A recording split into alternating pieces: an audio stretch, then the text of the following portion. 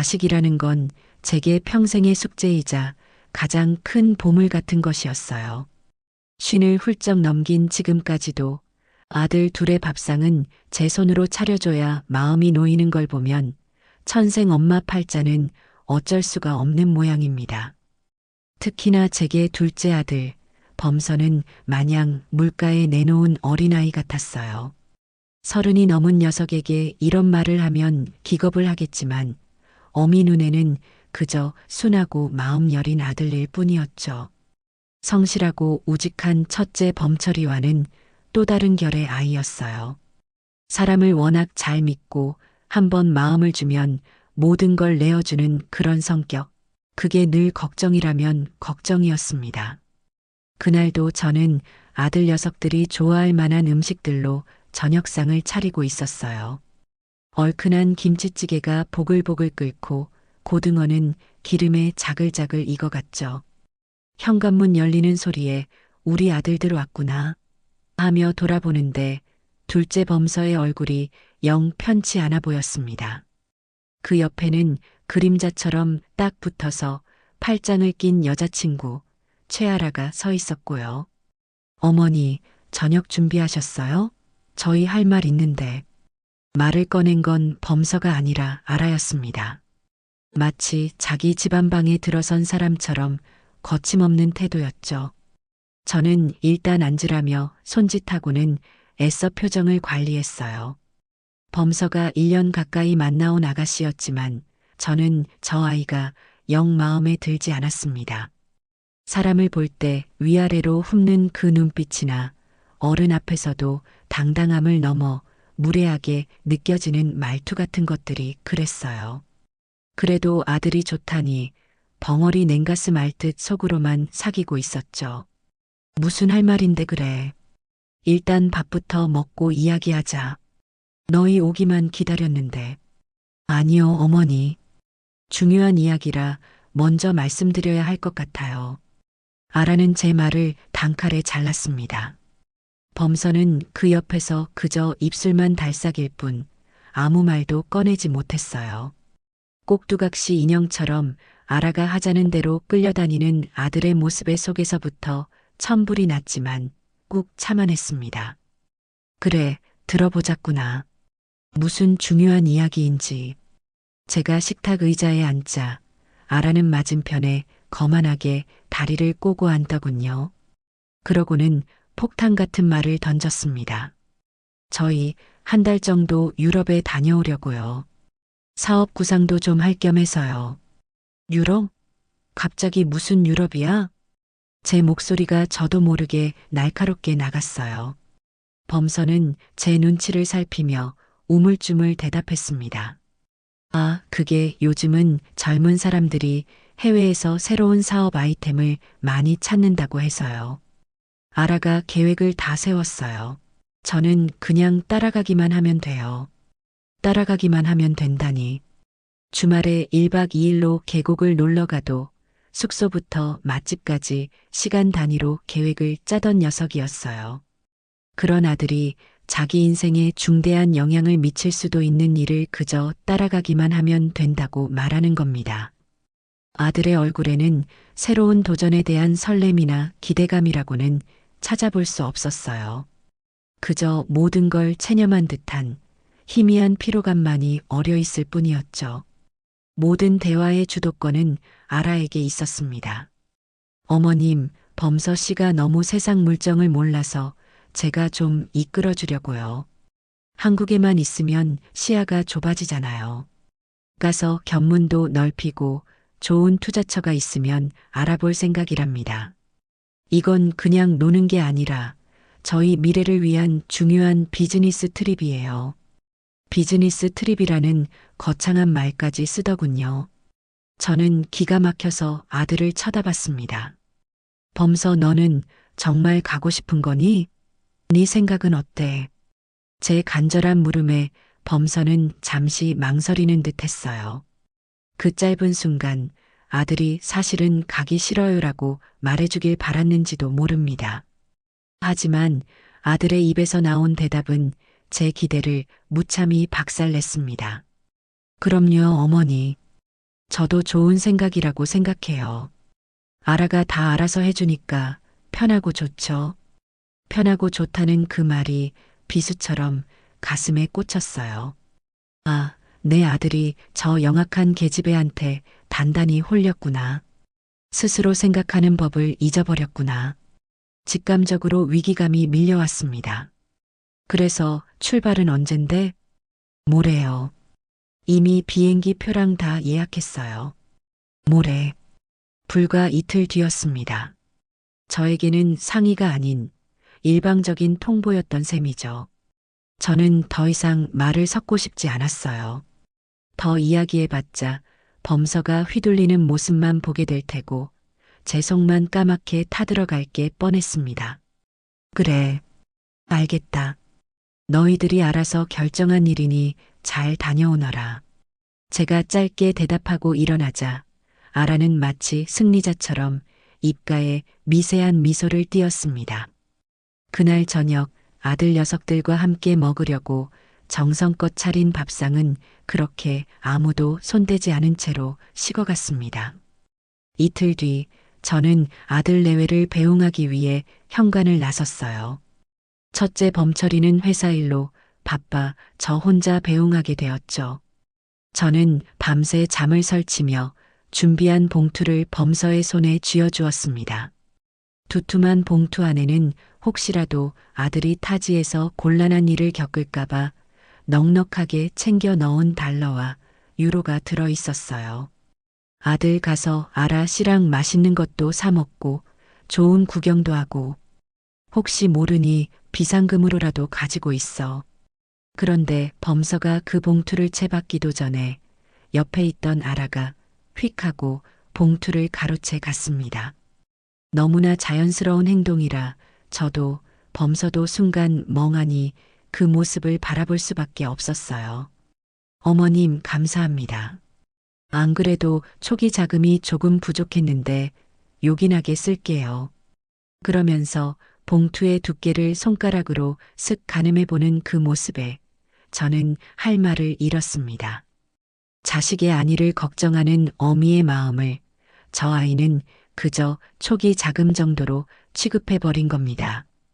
이 돈은 저희의 빛나는 미래를 위한 투자라고 생각하겠습니다. 어머님도 저희를 믿고 앞으로도 팍팍 밀어주셔야 해요. 아시겠죠? 마치 제게서 투자를 받아낸 사업가처럼 당당하게 말하는 모습에 저는 온몸의 피가 차갑게 식는 것을 느꼈어요. 이건 정상이 아니었습니다. 분명히 무언가 잘못되어 가고 있었죠. 범서는 그런 아라의 모습에도 아무런 제지를 하지 않고 그저 어색하게 웃으며 제게 손을 흔들 뿐이었습니다. 어머니, 그럼 저희 다녀올게요. 걱정 마세요. 그래, 몸 조심하고. 도착하면 바로 연락하고. 그렇게 둘은 서둘러 차에 올라탔고 제 시야에서 멀어져 갔습니다. 저는 한참 동안 그 자리에 서서 멀어지는 자동차의 뒷모습을 바라보았습니다. 아들을 먼 길 떠나보내는 어미의 애틋함보다는 마치 아들을 사지로 떠나보내는 듯한 불길한 예감이 온몸을 휘감았어요.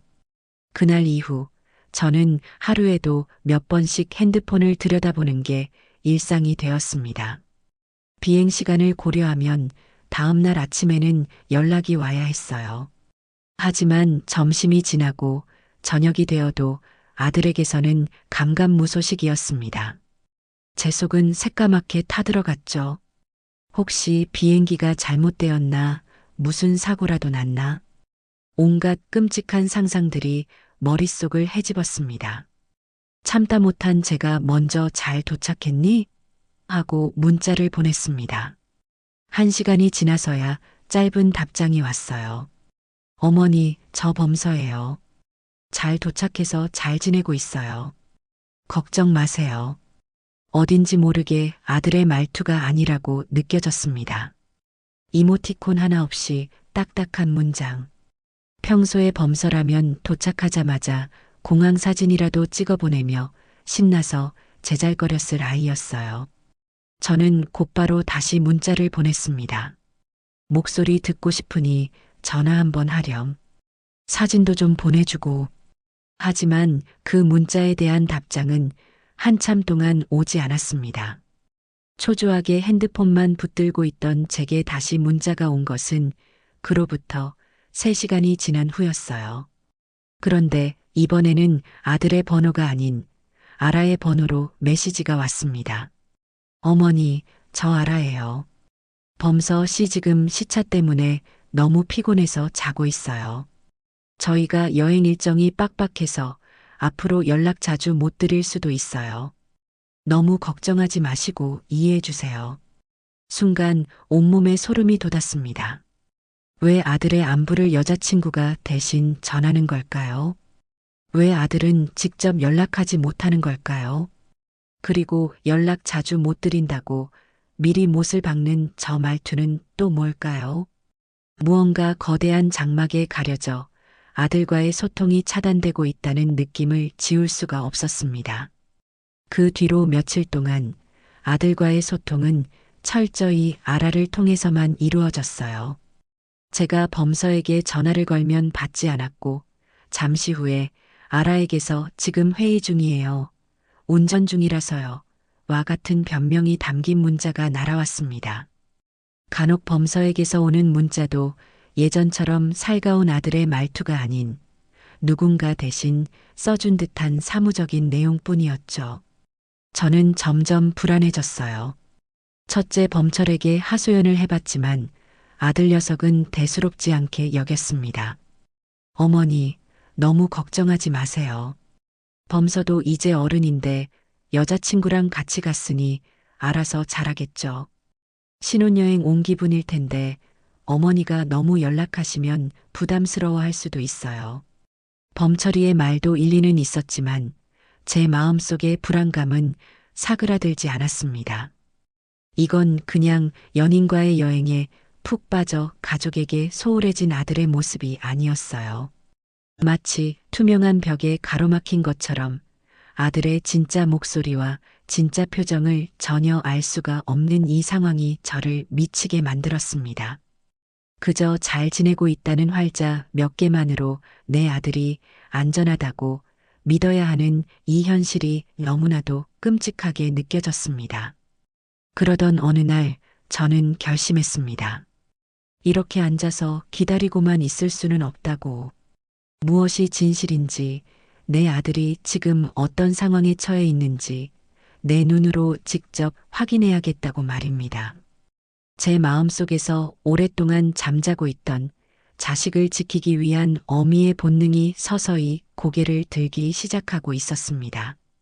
밤낮으로 핸드폰만 붙들고 있는 제 모습에 첫째 아들 범철이가 결국 한 소리 하더군요.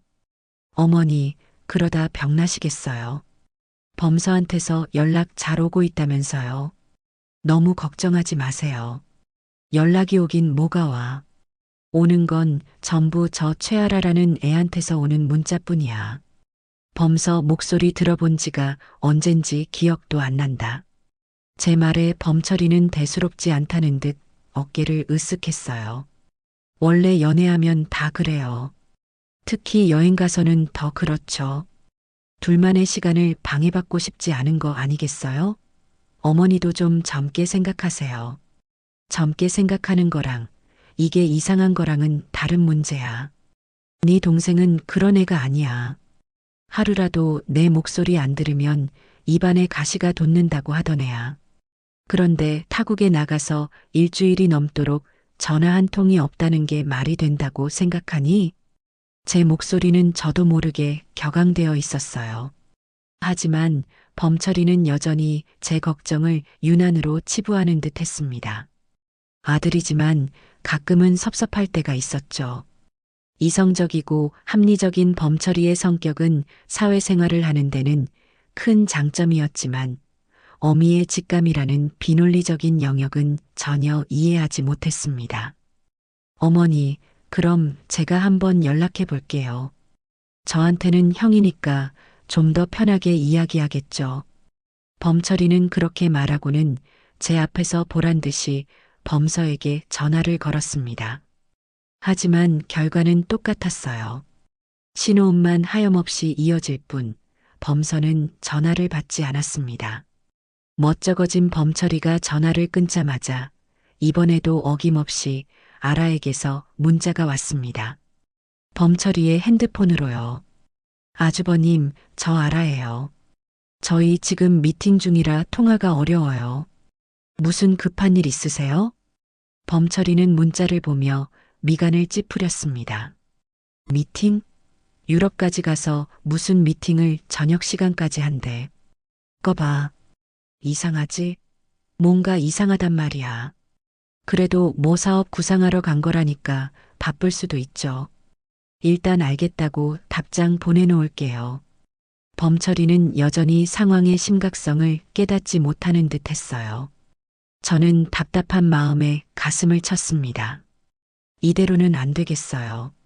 무언가 확실한 증거를 잡아 범철이를 설득해야만 했습니다. 혼자서는 제가 할 수 있는 일이 많지 않았으니까요. 그날 밤 저는 뜬 눈으로 밤을 새우며 고민했습니다. 어떻게 하면 아들의 진짜 상황을 알 수 있을까? 아라의 감시를 피해 아들과 직접 소통할 방법은 없을까? 그러다 문득 영상 통화라는 방법이 떠올랐습니다. 문자나 음성 통화는 얼마든지 거짓말을 할 수 있지만 얼굴을 마주보고 하는 영상 통화는 속이기가 어려울 테니까요. 다음 날 아침 저는 아라에게 문자를 보냈습니다. 일부러 아무것도 모르는 순진한 시어머니처럼요. 아가, 잘 지내니? 우리 범서 얼굴 못 본 지가 너무 오래돼서 보고 싶구나. 오늘 저녁에 잠깐이라도 영상 통화 한번 할 수 있을까? 어머니 소원이다. 제 문자에 아라는 한참 동안 답이 없었습니다. 아마 어떻게 거절해야 할지 머리를 굴리고 있었겠죠. 하지만 소원이라는 말까지 써가며 애원하는 시어머니의 부탁을 매정하게 거절하기는 어려웠을 겁니다. 몇 시간 뒤 마지못해 보낸 듯한 답장이 왔어요. 네, 어머니. 그럼 저녁 식사 끝나고 잠깐 연락드릴게요. 올해는 못해요. 올해는 못한다고 쐐기를 박는 모습에 또 한 번 기가 찼지만 저는 일단 알겠다며 웃는 이모티콘까지 붙여 답장을 보냈습니다. 그리고 약속한 저녁 시간이 되기를 초조하게 기다렸죠. 약속한 시간이 훌쩍 지나 밤 10시가 다 되어서야 핸드폰이 울렸습니다. 화면에 뜬 최아라라는 이름에 제 심장이 쿵쾅거리기 시작했어요. 저는 심호흡을 한번 하고 떨리는 손으로 통화 버튼을 눌렀습니다. 화면에 나타난 것은 아라의 얼굴이었어요. 화려한 화장을 한 얼굴은 어딘지 모르게 피곤해 보였습니다. 어머니, 잘 지내시죠? 저희 지금 막 저녁 먹고 들어왔어요. 그래, 아가. 고생이 많구나. 우리 아들 얼굴 좀 보자. 제 말에 아라는 잠시 머뭇거리더니 카메라를 옆으로 살짝 돌렸습니다. 화면 구석에 범서의 얼굴이 잠깐 비쳤어요. 그런데 아들의 모습이 너무나 이상했습니다. 헬쑥한 얼굴에 초점 없는 눈. 마치 모든 기력을 소진한 사람처럼 보였어요.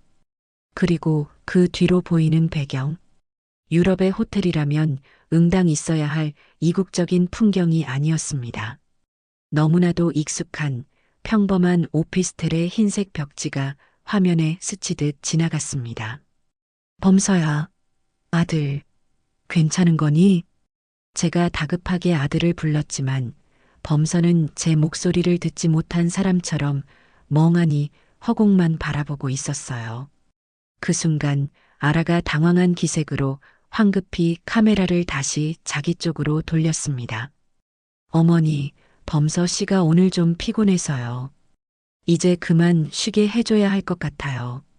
그럼 이만 끊을게요. 아니, 잠깐만. 아가, 범서야. 제가 무언가 더 말할 틈도 없이 영상 통화는 일방적으로 끊겼습니다.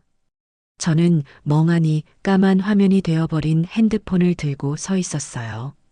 온몸에 털이 곤두서는 듯한 공포가 엄습했습니다. 방금 제가 본 것은 분명히 제 아들이었습니다. 하지만 그 모습은 제가 알던 건강하고 씩씩한 아들이 아니었어요. 그리고 그 배경, 그 흰색 벽지는 그래요. 범서가 독립해서 살고 있는 오피스텔의 벽지와 너무나도 흡사했습니다. 아니야, 내가 잘못 본 걸 거야. 요즘 오피스텔 벽지는 다 비슷비슷하잖아. 애써 스스로를 다독였지만 한번 피어오른 의심의 불씨는 걷잡을 수 없이 타올랐습니다. 저는 곧바로 범철이에게 전화를 걸었습니다. 범철아, 지금 당장 집으로 좀 와줘. 아주 중요한 일이야. 빨리. 제 목소리가 심상치 않다는 것을 느꼈는지 범철이는 군말 없이 알겠다고 대답했습니다. 1시간쯤 뒤 퇴근길에 곧장 달려온 범철이가 헐레벌떡 집으로 들어섰습니다. 어머니, 무슨 일이세요? 전화 목소리가 왜 그러세요? 저는 범철이를 식탁에 앉히고 방금 있었던 영상 통화에 대해 하나도 빠짐없이 이야기했습니다. 해숙했던 범서의 얼굴, 초점 없던 눈빛, 그리고 결정적으로 너무나도 익숙했던 오피스텔의 흰색 벽지까지. 어머니, 그게 확실해요? 그냥 비슷한 곳이었을 수도 있잖아요. 범철이는 여전히 반신반의하는 눈치였어요. 저는 답답한 마음에 가슴을 쳤습니다. 내가 내 아들 집 벽지 하나 구분 못할 것 같니? 그리고 설령 벽지가 비슷하다고 쳐. 네 동생 얼굴은 어쩔 건데. 걔 꼭 뭐에 홀린 사람 같았어. 정상이 아니었단 말이야. 제 단호한 태도에 범철이의 표정도 조금씩 굳어지기 시작했습니다. 그럼 어머니 생각은 범서가 지금 유럽에 있는 게 아니라는 말씀이세요? 그래. 내 생각은 그래. 그 최아라라는 애가 우리를 전부 속이고 범서를 어딘가에 데리고 있으면서 무슨 짓을 꾸미고 있는 게 틀림없어. 설마요. 아무리 그래도 어떻게 그런. 범서가 바보도 아니고요. 바보가 아니라 순진한 거지. 사람을 너무 잘 믿어서 탈인 놈이야. 그 계집애가 작정하고 속이면 네 동생은 꼼짝없이 당할 수밖에 없어. 우리의 대화는 평행선을 달렸습니다. 저는 제 직감을, 범철이는 이성적인 판단을 내세웠죠. 그때 제 머릿속에 한 가지 생각이 스쳐 지나갔습니다. 이 논쟁을 끝낼 수 있는 확실한 방법. 범철아, 내 어머니, 너 혹시 출입국 기록이라는 거 조회해 볼 수 있니? 네 친구 중에 그런 거 알아봐 줄 만한 사람 없니? 제 말에 범철이는 잠시 고민하는 듯 했습니다. 개인정보를 함부로 조회하는 것은 분명 문제가 될 수 있는 일이었죠. 하지만 제 얼굴에 서린 비장함과 절박함을 읽었는지 범철이는 이내 고개를 끄덕였습니다. 알아볼게요. 예전에 경찰서에 근무하는 친구가 있긴 했는데 아직 연락이 될지 모르겠네요. 한번 연락해 볼게요. 하지만 어머니, 만약 범서가 정말로 출국한 게 맞으면 그때는 어머니도 더 이상 걱정하지 마시고 좀 쉬셔야 해요. 그래, 약속하마. 만약 내 예상이 틀렸다면 내가 괜한 걱정을 한 셈 치고 두 다리 뻗고 잘게.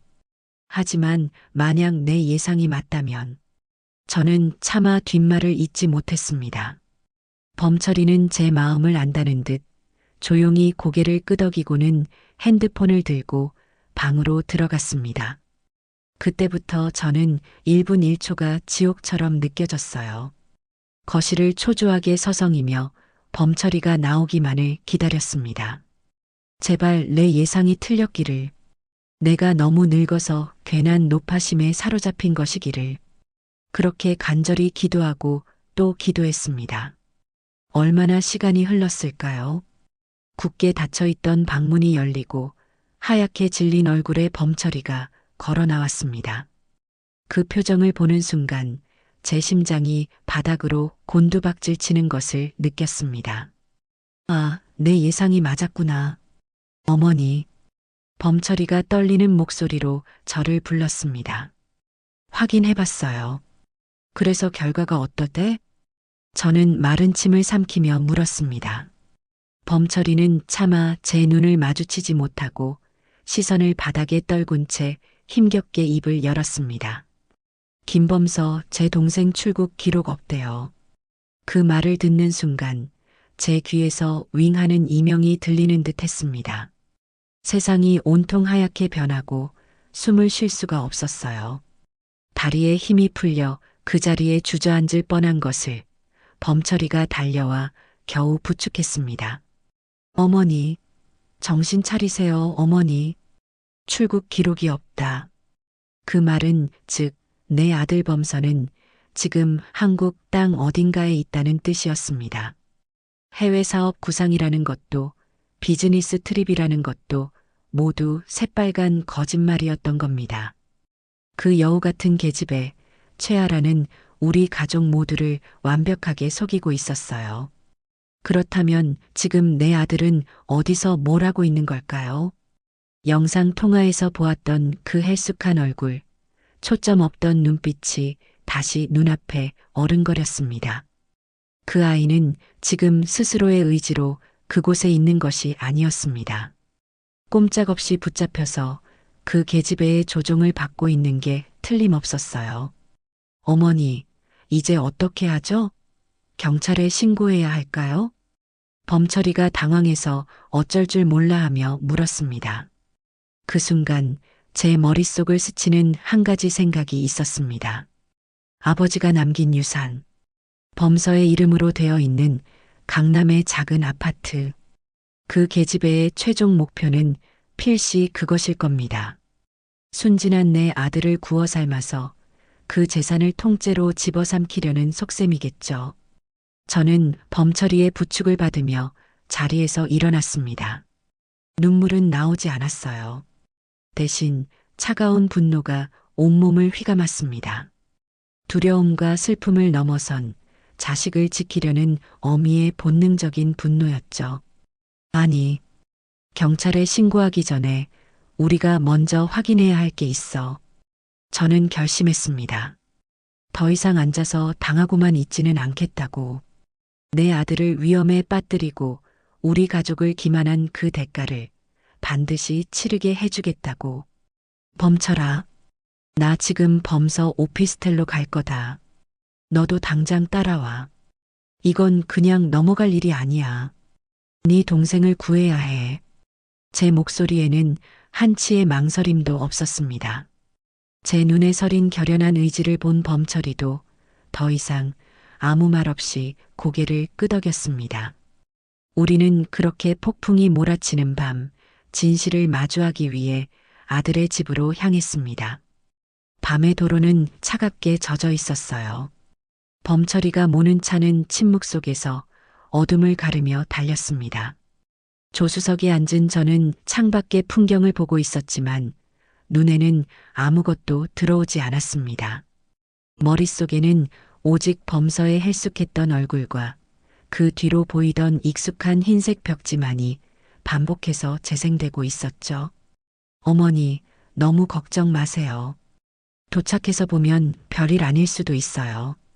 범철이가 저를 위로하려 했지만 그 목소리 역시 미세하게 떨리고 있었습니다. 녀석도 이제야 사태의 심각성을 깨달은 것이겠죠. 동생이 출국도 하지 않은 채 연락을 차단당하고 있다는 사실은 아무리 이성적인 범철이라도 무시할 수 없는 위험 신호였을 겁니다. 별일이 아니어야지. 하지만 내 예상이 맞다면 네 동생은 지금 아주 위험한 상황에 처해 있을 거다. 제 말에 범철이는 더 이상 아무 말도 하지 않고 운전에만 집중했습니다. 얼마 지나지 않아 우리는 범서가 사는 오피스텔 주차장에 도착했습니다. 늦은 시간이라 주차장은 한산했고 건물 전체가 깊은 잠에 빠진 듯 고요했어요. 엘리베이터를 타고 범서의 집이 있는 층으로 올라가는 동안 제 심장은 터질 것처럼 세차게 뛰었습니다. 제발 문을 열었을 때 범서가 아무 일 없다는 듯 웃으며 우리를 맞아주기를. 이 모든 것이 그저 늙은 어미의 기우였기를. 하지만 15층 복도에 내리는 순간 그 마지막 희망마저 산산조각 났습니다. 범서의 집 현관문 앞에는 며칠치인지 가늠하기도 어려운 신문과 우편물, 배달음식 전단지들이 어지럽게 쌓여 있었어요. 사람이 살고 있는 집이라고는 믿기 어려운 모습이었습니다. 이게 다 뭐야? 범철이가 망연자실한 목소리로 중얼거렸습니다. 저는 떨리는 손으로 초인종을 눌렀어요. 띵동하는 소리가 텅 빈 복도에 공허하게 울려 퍼졌지만 안에서는 아무런 인기척도 느껴지지 않았습니다. 범서야, 아들 안에 있니? 엄마야. 저는 문을 두드리며 소리쳤습니다. 하지만 돌아오는 것은 차가운 침묵뿐이었어요. 그런데 바로 그때였습니다. 문틈으로 희미하게 하지만 분명히 역한 냄새가 새어나오는 것을 느꼈습니다. 음식물 쓰레기가 며칠 동안 방치되었을 때 나는 그런 시큼하고 불쾌한 냄새였어요. 어머니, 이거 아무래도 정말 무슨 일이 생긴 것 같아요. 범철이의 얼굴도 새하얗게 질려 있었습니다. 저는 더 이상 망설일 시간이 없다고 판단했어요. 주머니에서 핸드폰을 꺼내 112 버튼을 눌렀습니다. 네, 112입니다. 무엇을 도와드릴까요? 차분한 경찰의 목소리가 들려왔지만 제 목소리는 다급하게 터져 나왔습니다. 여보세요. 경찰서죠? 제 아들이 지금 집안에 갇혀 있는 것 같아요. 생명이 위험할지도 몰라요. 빨리 좀 와주세요. 저는 숨을 헐떡이며 오피스텔 주소를 말하고 아들이 며칠째 연락이 두절되었으며 집 앞에서 이상한 냄새가 나고 인기척이 없다는 상황을 최대한 침착하게 설명했습니다. 제 절박한 목소리에 상황이 심상치 않다고 느꼈는지 경찰은 즉시 출동하겠다고 대답했습니다. 전화를 끊고 기다리는 몇 분이 몇 시간처럼 길게 느껴졌어요. 잠시 후 복도 저편에서 경찰관 2명과 119 구급대원들이 다급한 발소리와 함께 나타났습니다. 신고하신 분 맞으십니까? 아드님이 안에 계신 게 확실한가요? 네, 맞아요. 제 아들 집이에요. 그런데 아무리 불러도 대답이 없어요. 문 좀 어떻게 열어주세요. 경찰은 제게 신분증을 요구하며 가족관계를 확인했습니다. 제가 범서의 어머니라는 것이 확인되자 그들은 더 이상 지체하지 않고 문을 강제로 열 준비를 했어요. 한 경찰관이 제게 물었습니다. 어머님, 지금부터 문을 강제로 개방하겠습니다. 기물 파손에 대해서는 감수하셔야 하는데 동의하시겠습니까? 네, 동의하고 말고요. 문짝이 아니라 집 전체를 부숴도 좋으니 제발 우리 아들 좀 확인해 주세요. 제 허락이 떨어지자 구급대원 한 명이 들고 있던 장비로 현관문 도어록을 파손하기 시작했습니다. 시끄러운 기계음이 복도를 가득 메웠고 제 심장은 그 소리에 맞춰 미친 듯이 요동쳤습니다. 얼마 지나지 않아 철컥 하는 소리와 함께 굳게 닫혀있던 문이 열렸습니다. 그리고 문이 열리는 순간 안에서 확 끼쳐오는 악취의 저와 범철이, 경찰관들까지 모두 얼굴을 찌푸리며 뒷걸음질 쳤습니다. 집안의 광경은 그야말로 아수라장이었어요. 현관에는 배달시킨 지 한참은 되어 보이는 음식물 쓰레기 봉투들이 터질 듯이 쌓여 있었고 거실 바닥에는 옷가지와 책들이 어지럽게 널려 있었습니다. 마치 폭풍이라도 휩쓸고 지나간 듯한 모습이었죠. 김범서 씨, 안에 계십니까? 경찰입니다. 경찰관이 소리치며 안으로 들어섰지만 집안은 여전히 쥐 죽은 듯 조용했습니다. 저는 비틀거리는 걸음으로 집 안으로 들어섰어요. 발의 체인은 쓰레기 더미를 헤치며 안쪽으로 향했습니다. 그리고 침실 문을 여는 순간 저는 제 눈을 의심해야만 했습니다. 침대 위에 제 아들 범서가 쓰러지듯 누워 있었습니다. 범서야. 저는 비명을 지르며 아들에게 달려갔습니다. 아들은 눈을 뜨고 있었지만 그 눈에는 아무런 초점이 없었어요. 마치 영혼이 빠져나간 인형처럼 허공의 한 점을 멍하니 응시하고 있을 뿐이었습니다. 며칠은 씻지 못한 듯 헝클어진 머리카락, 헬쑥하게 파인 볼, 생기라고는 찾아볼 수 없는 잿빛 얼굴. 영상 통화에서 본 것보다 훨씬 더 상태가 심각해 보였습니다. 아들, 정신 좀 차려봐. 엄마야, 엄마가 왔어. 제가 아들의 어깨를 흔들며 울부짖었지만 범서는 아주 느리게 고개를 돌려 저를 바라볼 뿐이었습니다. 그 눈은 저를 알아보는 것 같기도 하고 아닌 것 같기도 했어요. 어머니 여긴 어쩐 일이세요? 힘없이 흘러나오는 목소리는 너무나도 미약해서 바로 앞에서 듣고 있는 저에게도 겨우 들릴 정도였습니다. 구급대원들이 신속하게 범서의 상태를 살피기 시작했습니다.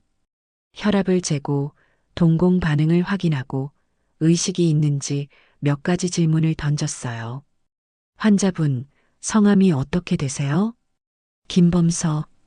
여기가 어디인지는 아시겠어요? 우리 집. 다행히 최악의 상황은 아닌 듯 했지만 누가 봐도 정상적인 상태는 아니었습니다. 구급대원은 즉시 병원으로 이송해야 한다고 판단했고 범서는 들것에 실려 밖으로 옮겨졌습니다. 저는 아들의 손을 꼭 잡고 구급차에 함께 올라탔어요. 범철이는 경찰들과 함께 현장에 남아 상황을 수습하기로 했고요. 구급차가 밤의 도로를 달리는 동안 저는 멍하니 누워있는 아들의 얼굴만 내려다보았습니다. 대체 그동안 내 아들에게 무슨 일이 있었던 걸까요? 누가 내 아들을 이 지경으로 만들어 놓은 걸까요? 머릿속에는 오직 한 사람의 얼굴만이 떠올랐습니다. 최아라, 그 여우 같은 계집애. 응급실에 도착한 범서는 곧바로 여러 가지 검사를 받기 시작했습니다. 저는 초조하게 응급실 밖 복도를 서성이며 범철이에게 전화를 걸었어요. 범철아, 집은 어떻게 됐니? 어머니, 지금 경찰들이 집안을 살펴보고 있어요. 그런데 이상한 게 한두 가지가 아니에요.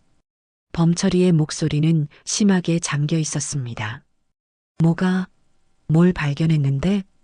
일단 주방 싱크대에서 이상한 액체가 담긴 병들이 여러 개 나왔어요. 무슨 한약재 찌꺼기 같은 것도 있고요. 그리고 더 심각한 건 서재에서 발견됐어요. 서재? 네. 책상 위에 서류 뭉치가 한가득 쌓여 있는데 어머니 이거 아무래도 보통 일이 아닌 것 같아요. 범철이는 잠시 말을 멈추고는 떨리는 목소리로 서류의 제목들을 하나씩 읽어주기 시작했습니다.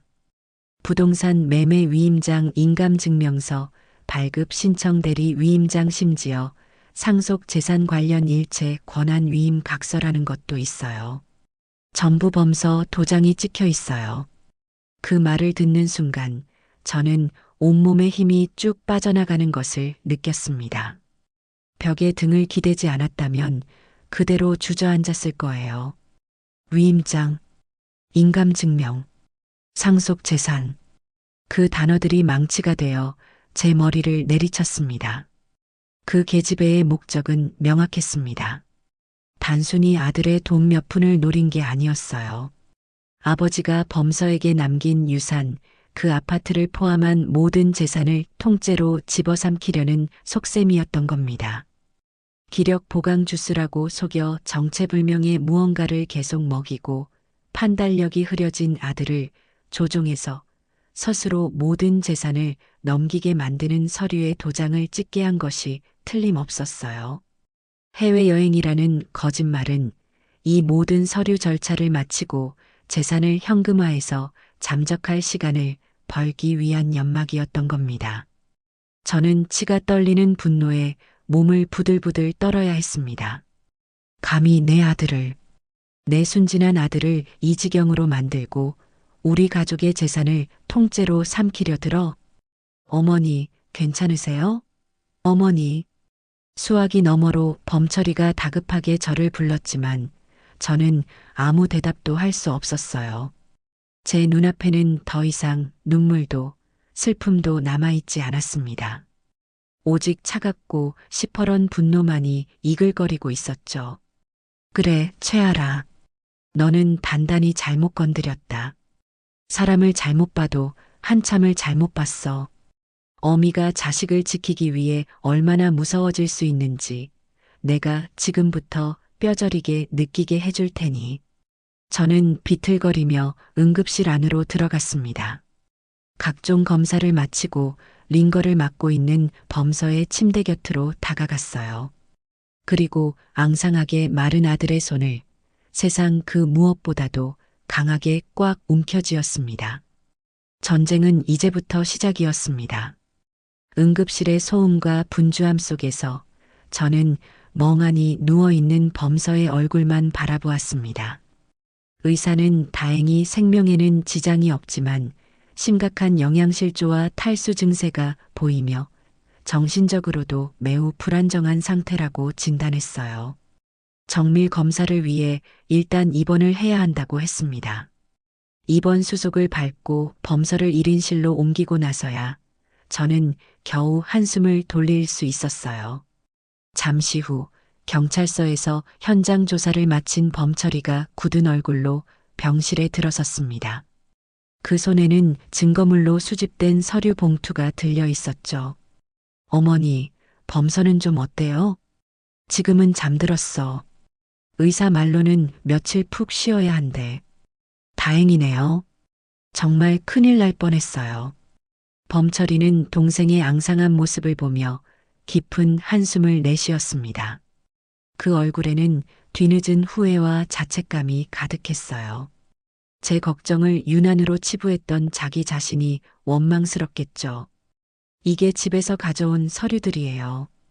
경찰들이 사본을 떠놓고 원본은 일단 우리가 가지고 있으라고 하더군요. 범철이가 내민 서류 봉투를 받아들었습니다. 저는 떨리는 손으로 봉투를 열어 내용물을 꺼내 보았어요. 부동산 매매 위임장, 인감증명서, 통장 및 인감도장 보관증. 한 장 한 장 넘길 때마다 피가 거꾸로 솟는 것 같았습니다. 모든 서류의 수임인, 즉 모든 권한을 넘겨받는 사람의 이름은 최아라로 되어 있었습니다.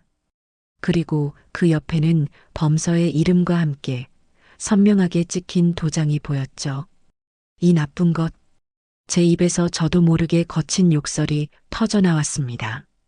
범철이가 제 어깨를 감싸며 말했어요. 어머니, 일단 진정하세요. 이제부터가 중요해요. 범서가 정신을 차리면 그동안 무슨 일이 있었는지 정확하게 들어봐야 해요. 범철이의 말대로였습니다. 분노는 잠시 접어두고 이성적으로 상황을 파악해야만 했어요. 우리는 범서가 깨어나기를 기다렸습니다. 몇 시간이 지났을까요? 링거 덕분인지 조금 혈색이 돌아온 범서가 천천히 눈을 떴습니다. 저와 범철이가 침대 곁을 지키고 있는 것을 본 범서는 혼란스러운 표정을 지었어요. 어머니, 형, 여긴 병원이에요? 그래, 아들. 병원이야. 어제 너희 집에 갔다가 네가 쓰러져 있어서 엄마랑 형이 데리고 왔어. 제 말에 범서는 기억을 더듬는 듯 미간을 찌푸렸습니다. 제가 쓰러졌었어요? 잘 기억이 안 나요. 그냥 계속 머리가 멍하고 잠만 왔던 것 같은데. 바로 그거였습니다. 머리가 멍하고 잠만 왔다는 것. 저는 주방에서 발견되었다는 정체불명의 건강 주스가 떠올랐어요. 범서야, 너 아라가 매일 아침마다 챙겨줬다는 거, 그거 뭐니? 혹시 주스 같은 거였어? 제 질문에 범서는 고개를 끄덕였습니다. 네. 아라가 제 건강이 안 좋다고 특별히 구한 약재로 만든 기력 보강 주스라고 했어요. 그거 마시면 머리가 맑아지고 좋은 기운이 생긴다고 매일 아침 한 잔씩 꼭 마시라고 했어요. 그거 마시고 나면 기분이 어땠는데? 정말 머리가 맑아졌어? 아니요. 오히려 머릿속에 안개가 낀 것처럼 멍해지고 자꾸만 잠이 쏟아졌어요. 아라한테 그렇게 말했더니 그건 명현현상이라고 몸이 좋아지려고 하는 신호니까 걱정하지 말라고 하더라고요. 명현현상. 그럴싸한 말로 아들을 속인 겁니다. 저는 더 이상 참지 못하고 품 안에 있던 서류 뭉치를 아들 눈앞에 펼쳐 보였습니다. 아들, 이 서류들은 다 뭐니? 네가 직접 도장 찍은 거 맞아? 서류를 본 범서의 눈이 경악으로 물들었습니다. 이게 다 뭐예요? 저는 그냥 아라가 사업하려면 필요한 서류라고 해서 무슨 내용인지도 모르고 그냥 도장만 찍어줬어요. 아라가 그러는데 저는 너무 착하고 순진해서 세상 물정을 모르니까 자기처럼 똑똑한 사람이 재산을 관리하고 불려줘야 한다고 했어요. 저를 위한 일이라고 그래서 저는 그냥 믿고 범서는 말을 잇지 못하고 고개를 떨궜습니다. 그제야 모든 퍼즐 조각이 맞춰졌습니다. 최아라는 사랑과 미래라는 달콤한 말로 범서에게 접근해서 교묘한 가스라이팅으로 아들의 자존감과 판단력을 갉아먹었습니다. 그리고 정체불명의 음료로 아들의 정신을 혼미하게 만든 뒤 사회적으로 완전히 고립시키고 결국 모든 재산을 빼돌리려 했던 겁니다. 이것은 한 사람의 인생을 송두리째 파괴하려 한 너무나도 악랄하고 치밀한 범죄였어요. 범서야, 너는 지금 해외에 있는 게 아니었어. 그동안 계속 그 오피스텔에 있었던 거야. 최아라가 너를 거기에 가둬두고 우리한테는 유럽에 갔다고 거짓말을 한 거라고. 범철이가 차분하지만 단호한 목소리로 말했습니다. 범서는 그제야 모든 상황을 깨달았는지 아이처럼 울음을 터뜨렸습니다. 제가 바보였어요. 속았어요. 어머니, 형 미안해요. 정말 미안해요. 아들의 울음소리에 제 가슴은 갈기갈기 찢어지는 듯 했습니다. 하지만 지금은 슬퍼하고 있을 때가 아니었어요. 저는 우는 아들의 어깨를 감싸 안으며 말했습니다. 아니, 아들. 너는 바보가 아니야. 넌 피해자야. 나쁜 건 너를 속인 그 사람들이지. 네 잘못이 아니야. 그러니까 이제 울지 마. 올 시간에 우리가 뭘 해야 할지 생각해야 해. 너를 이렇게 만든 사람들 반드시 죗값을 치르게 해야지. 안 그러니? 제 말에 범서는 울음을 그치고 눈물로 젖은 얼굴을 들어 저를 바라보았습니다. 그 눈에는 더 이상 혼란이 아닌 분노와 결의가 서려 있었어요. 네, 어머니. 제가 아는 거 전부 다 말할게요. 그 사람들이 벌 받을 수만 있다면 뭐든지 다 할게요. 그때부터 우리는 범서의 기억을 토대로 지난 한 달간 있었던 일들을 재구성하기 시작했습니다. 아라가 어떻게 접근했고 어떤 말로 자신을 회유했으며 언제 서류에 도장을 찍게 했는지, 심지어 아라가 혼자가 아니었다는 사실도 알아냈습니다. 부동산 관련 서류를 처리할 때마다 유능한 부동산 중개인이라며 함께 동행했던 남자가 있었다는 겁니다. 아마도 그 남자가 이 모든 사기극을 설계한 공범이겠죠. 모든 정황을 파악한 뒤 저는 곧바로 행동에 나섰습니다. 제가 아는 사람 중에 가장 유능하고 독한 변호사에게 전화를 걸었어요. 그는 제 오랜 친구의 남편으로 한번 사건을 맡으면 절대 포기하지 않는 집요함으로 유명한 사람이었습니다. 여보세요, 박 변호사? 나야, 범서 엄마. 저는 병원 복도로 나와 그동안 있었던 일을 차분하게 설명했습니다. 제 이야기를 듣는 내내 아무 말 없던 박 변호사가 제 말이 끝나자마자 짧고 굵게 말하더군요. 누님, 이건 단순 사기가 아닙니다. 명백한 준사기, 사문서 위조, 감금 및 약취 유인까지도 적용할 수 있는 중범죄입니다. 상대방이 아주 질이 안 좋은 전문 사기꾼인 것 같군요. 그래. 그래서 자네한테 연락한 거야. 내 아들 인생 망치려 한 그 인간들 반드시 법의 심판을 받게 해주고 싶어. 자네가 도와줘야겠어. 걱정 마십시오, 누님. 제가 누굽니까? 일단 지금 가지고 계신 서류 원본이랑 범서 군 진술서, 그리고 병원 진단서를 가지고 내일 아침 바로 제 사무실로 오세요. 그리고 가장 먼저 해야 할 일이 있습니다. 그게 뭔데? 최아라라는 여자 명의로 된 모든 계좌에 대한 지급정지 신청과 범서, 군명의 부동산에 대한 처분금지 가처분 신청을 동시에 진행해야 합니다. 놈들이 빼돌린 재산을 현금화해서 도망치기 전에 돈줄부터 완벽하게 막아버려야 합니다. 역시 전문가는 달랐습니다. 제가 미처 생각하지 못했던 부분까지 정확하게 짚어냈어요. 알겠네. 내일 아침 일찍 찾아가지. 전화를 끊고 병실로 돌아오니 범철이가 제게 물었습니다. 어머니, 변호사님은 뭐라고 하세요? 내일부터 전쟁 시작이래. 일단 그 계집의 돈줄부터 전부 막아버릴 거다. 제 말에 범철이와 범서의 얼굴에 비장함이 감돌았습니다. 우리는 더 이상 피해자가 아니었습니다. 악랄한 사기꾼들을 사냥하는 사냥꾼이 되기로 결심한 겁니다. 범서야, 너는 여기서 몸조리 잘하고 있어. 나머지는 이 엄마랑 네 형이 알아서 할게. 아무 걱정하지 마. 알겠지? 저는 아들의 이마를 짚어주며 다짐했습니다. 내 아들의 눈에서 피눈물을 흘리게 한 그 대가 반드시 그것도 아주 처절하게 갚아주겠다고.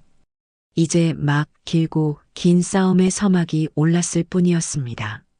다음 날 아침 저는 동이 트기도 전에 잠에서 깼어요. 병원 간이 침대의 불편함 때문이 아니었습니다. 제 안에서 들끓는 분노와 이제부터 시작될 싸움에 대한 비장함이 저를 한순간도 잠들게 놔두지 않았기 때문이죠. 곤히 잠든 아들의 얼굴을 내려다보며 저는 조용히 주먹을 쥐었습니다. 저 순한 얼굴에 씻을 수 없는 상처를 남긴 그들을 저는 결코 용서할 수 없었습니다. 범철이가 아침 일찍 병원으로 와서 저와 교대를 해주었어요. 저는 범철이가 사온 김밥으로 대충 아침을 해결하고 밤새 꼼꼼히 챙겨둔 서류 봉투를 품에 안고 병원을 나섰습니다. 박 변호사와의 약속 시간은 오전 9시. 시간이 조금 남아 있었지만 저는 한시도 지체하고 싶지 않았어요. 박 변호사의 사무실은 서초동 법원 근처에 있는 큰 오피스텔 건물에 자리 잡고 있었습니다. 사무실 문을 열고 들어서자 깔끔하게 정돈된 내부와 벽면을 가득 채운 법률 서적들이 눈에 들어왔어요. 박 변호사는 이미 와이셔츠 소매를 걷어붙인 채 제 사건 파일을 검토하고 있었습니다. 누님 오셨습니까? 밤새 잠은 좀 주무셨는지요? 아니, 눈 좀 붙이려고 했는데 잠이 와야 말이지. 그 계집의 얼굴이 눈앞에 어른거려서 말이야. 제 말에 박 변호사는 제 마음을 안다는 듯 희미하게 고개를 끄덕이며 저를 소파에 앉혔습니다. 그는 어설픈 위로 대신 날카로운 질문들로 곧장 본론으로 들어갔어요. 어제 전화로 들은 내용 외에 범서 군에게서 추가로 알아낸 사실이 있습니까? 사소한 것이라도 좋습니다. 그들의 대화, 행동, 습관 같은 것들 말입니다. 저는 밤새 범서에게 들었던 이야기들을 하나도 빠짐없이 쏟아냈습니다.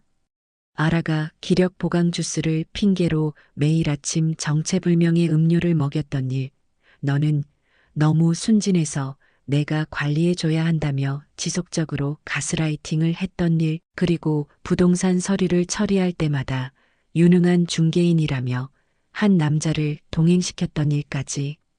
제 이야기를 듣는 동안 박 변호사의 표정은 점점 더 굳어졌습니다. 그는 제 말이 끝나자 책상 위 서류들을 검토하며 말했어요. 예상했던 것보다 훨씬 더 악질적인 놈들이군요. 이건 명백히 심신미약 상태를 이용한 준사기입니다. 피해자의 판단력을 의도적으로 흐리게 만든 뒤 재산을 편취하는 아주 죄질이 나쁜 범죄죠. 함께 동행했다는 그 남자, 아마추어가 아닐 겁니다. 이쪽 생리를 아주 잘 아는 놈일 가능성이 높아요. 그럼 우리 범서 재산 되찾을 수 있는 거겠지? 물론입니다, 누님. 이미 그들이 재산을 처분해서 현금화했다면 조금 복잡해지겠지만 아직 그러지 못했을 가능성이 큽니다. 이런 종류의 사기는 보통 점조직 형태로 이루어지는데 대포 통장이나 차명 계좌를 이용해 돈을 세탁하는데 시간이 걸리거든요. 그 전에 우리가 먼저 선수 쳐야 합니다. 박 변호사는 자리에서 일어나 법률 조항이 빼곡히 적힌 서류 몇 장을 제 앞에 내밀었습니다. 이게 부동산 처분금지 가처분 신청서와 예금 채권 가압류 신청서입니다. 오늘 오전 중으로 법원에 바로 접수할 겁니다.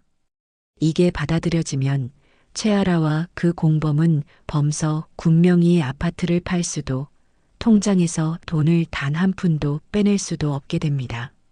완벽하게 돈줄이 막히는 거죠. 그의 확신에 찬 목소리에 답답했던 제 속이 조금은 풀리는 듯 했어요. 그것만 되면 일단 한숨 돌릴 수 있는 건가? 아닙니다. 이건 시작에 불과합니다. 민사소송으로 재산을 동결시키는 동시에 형사고소도 함께 진행해야 합니다. 놈들을 감옥에 보내야죠. 그러기 위해서는 증거가 더 필요합니다. 증거라면 이 서류들 말고 또 뭐가 필요한데? 범서 군이 마셨다는 그 기력 보강 주스, 혹시 남은 게 있습니까? 그리고 그들이 나눴던 대화를 녹음한 파일이나 주고받은 문자 메시지 같은 것들이 있다면 아주 결정적인 증거가 될 수 있습니다. 아쉽게도 집안을 샅샅이 뒤졌지만 주스는 이미 다 비워진 상태였고 범서의 핸드폰은 아라가 최신형으로 바꿔주겠다며 가져가 버린 뒤였습니다. 제가 실망스러운 표정을 짓자 박 변호사는 괜찮다는 듯 손을 저었어요. 괜찮습니다, 누님. 직접적인 증거가 없어도 범서 군의 병원 진단 기록과 일관된 진술만으로도 충분히 혐의를 입증할 수 있습니다. 범서 군의 몸에서 특정 성분이 검출되지 않더라도 급격한 심신 미약 상태에 빠졌다는 의사의 소견 자체가 강력한 증거가 되니까요. 일단 경찰에 정식으로 고소장을 접수하고 최아라와 그 공범에 대한 출국금지 조치부터 요청합시다. 박 변호사는 일사천리로 일을 진행했습니다. 그의 지시에 따라 저는 변호사 사무실 직원과 함께 곧바로 은행으로 향했어요. 범서의 모든 계좌에 대한 지급 정지를 신청하기 위해서였죠. 은행 창구에 앉아 저는 변호사가 챙겨준 서류들과 경찰서에서 발급받은 사건 접수 확인원을 은행 직원에게 내밀었습니다. 제 사연을 들은 은행 직원은 처음에는 의심스러운 눈초리를 보내는 듯 했지만 서류들을 꼼꼼히 확인하고는 상급자에게 보고를 하더군요. 잠시 후 지점장으로 보이는 사람이 직접 창구로 와서 제게 정중하게 고개를 숙였습니다. 어머님 놀라셨겠습니다. 즉시 모든 계좌에 대해 지급정지 조치를 취해드리겠습니다. 최아라라는 사람 명의의 카드나 인터넷 뱅킹으로는 더 이상 단 1원도 인출할 수 없을 겁니다. 저는 컴퓨터 화면에 지급정지라는 붉은 글씨가 뜨는 것을 제 눈으로 똑똑히 확인하고 나서야 자리에서 일어났습니다. 은행을 나오는 제 발걸음은 아침보다 한결 가벼워져 있었어요. 그래, 최아라. 이제 네 통장은 그냥 숫자가 찍힌 종이 쪼가리일 뿐이야. 어디 한번 그 돈으로 잘 먹고 잘 살아보시지. 통쾌한 마음에 저도 모르게 입가에 미소가 번졌습니다. 은행 일을 마치고 다시 변호사 사무실로 돌아오니 박 변호사는 이미 법원에 서류 접수까지 마친 상태였습니다. 누님, 이제 1단계는 끝났습니다. 아마 오늘 오후나 내일 오전 중으로 저쪽에서도 뭔가 움직임이 있을 겁니다. 돈이 묶였다는 사실을 알게 될 테니까요. 그때부터가 진짜 시작입니다. 그럼 이제 우리는 뭘 하면 되는 건가? 이제 여우를 사냥할 덫을 놓아야죠. 박 변호사의 눈이 날카롭게 빛났습니다. 그는 제게 아주 대담한 계획을 하나 제안했어요. 최아라가 스스로 제 발로 걸어 들어오게 만들 미끼를 던지자는 것이었죠. 최아라의 최종 목표는 범서 군의 아파트였을 겁니다. 아마 지금쯤 매수자를 구해서 계약금까지 받았을 수도 있어요. 그런데 갑자기 등기 이전이 막히고 계좌까지 동결되면 그 여자 입장에서는 미치고 팔짝 뛸 노릇이겠죠. 어떻게든 상황을 해결하기 위해 범서 군이나 누님께 다시 연락을 해올 가능성이 아주 높습니다. 그럼 그때 잡으면 되는 건가? 아니요. 그냥 잡으면 놈들이 나는 모르는 일이다. 범서 씨가 시켜서 한 것뿐이다라며 발뺌할 수 있습니다. 우리는 그들이 스스로 사기꾼이라는 것을 인정하게 만들어야 합니다. 그러기 위해서는 누님의 연기가 조금 필요합니다. 박 변호사의 계획은 이랬습니다. 제가 최아라에게 전화를 걸어 아무것도 모르는 순진하고 무지한 시어머니 행세를 하라는 것이었어요. 아가, 갑자기 은행에서 연락이 왔는데 계좌가 정지됐다더라. 아파트를 사겠다는 사람한테서도 연락이 왔는데 등기 이전이 안 된다고 난리구나. 나는 이런 거 하나도 모르니 내가 와서 좀 해결해다오. 이렇게 말이죠. 누님께서 그렇게 나오면 최아라는 분명히 자기가 상황을 마무리 지을 수 있는 마지막 기회라고 생각하고 달려올 겁니다. 그리고 누님을 속여서 남은 절차를 마무리하기 위해 온갖 거짓말을 늘어놓겠죠. 우리는 그 모든 대화를 녹음하고 현장을 덮쳐 현행범으로 체포하는 겁니다. 너무나도 대담한 계획에 저는 잠시 할 말을 잃었습니다. 제가 과연 그런 연기를 할 수 있을까? 하지만 이내 마음을 굳혔습니다. 내 아들을 위해서라면 악마와도 춤을 출 수 있는 게 엄이었습니다. 하겠네. 그 연기 내가 하지. 아주 제대로 한번 해보겠어. 제 대답에 박 변호사는 만족스러운 미소를 지었습니다. 좋습니다. 그럼 시나리오를 짜보죠. 범철 군과도 이야기를 나눠서 최대한 자연스럽게 보여야 합니다. 그리고 경찰에도 미리 협조를 구해놓겠습니다. 놈들이 나타나는 즉시 현장에서 바로 체포할 수 있도록 말입니다. 그날 오후 저는 병원으로 돌아와 범철이에게 박 변호사의 계획을 모두 설명했습니다. 범철이는 처음에는 제 걱정을 했어요. 어머니, 너무 위험한 거 아니에요? 그 사람들이 어머니를 해코지라도 하면 어떡해요? 걱정 마라. 경찰도 함께 있을 거고 박 변호사가 다 알아서 해줄 거야. 그리고 이 어미는 니들이 생각하는 것만큼 약하지 않다. 내 자식을 건드린 것들한테 이 정도 안갚음은 해줘야지. 제 단호한 태도에 범철이도 더 이상 반대하지 못했습니다. 우리는 머리를 맞대고 최아라를 속일 시나리오를 짜기 시작했어요. 언제, 어디서, 어떻게 전화를 걸고 어떤 말을 할 것인지 사소한 단어 하나, 목소리 톤 하나까지 세심하게 조율했습니다. 그리고 다음 날 오후 드디어 작전 개시의 시간이 다가왔어요. 저는 박 변호사와 경찰이 알려준 대로 일부러 사람이 많은 시끄러운 시장 근처 공중전화로 갔습니다. 요즘 공중전화 있는 곳이 없는데 이곳은 공중전화가 있어요. 핸드폰 통화는 녹취가 어려울 수도 있고 위치 추적의 위험도 있다는 박 변호사의 조언 때문이었죠. 수화기를 드는 제 손이 미세하게 떨렸지만 저는 크게 심호흡을 하며 마음을 다잡았어요. 그리고 익숙한 최아라의 번호를 눌렀습니다. 딸깍하고 동전을 넣는 소리가 유난히 크게 들렸어요. 수화기 너머로 익숙한 통화 연결음이 몇 번 울리고 곧이어 짜증이 가득 묻어나는 최아라의 목소리가 들렸습니다. 여보세요? 아가 나다. 범서 엄마. 저는 연습한 대로 한껏 기어들어가는 불안한 목소리를 냈습니다. 수화기 너머의 최아라는 잠시 말이 없더군요. 아마 제 목소리를 듣고 당황했겠죠. 어머니, 이 번호는 뭐예요? 웬 공중전화예요? 아, 그게 내 핸드폰이 갑자기 고장이 나서. 그런데 아가, 큰일 났다. 정말 큰일 났어. 저는 금방이라도 울음이 터질 것처럼 목소리를 떨었습니다. 제 연기에 최아라가 의심 없이 미끼를 물기 시작했어요. 큰일이라니요? 무슨 일인데요? 은행에서 갑자기 연락이 왔는데 우리 범서 통장이 전부 정지가 됐다더라. 돈을 한 푼도 뺄 수가 없대. 그리고 아파트 사기로 한 사람한테서도 전화가 와서 난리가 났어.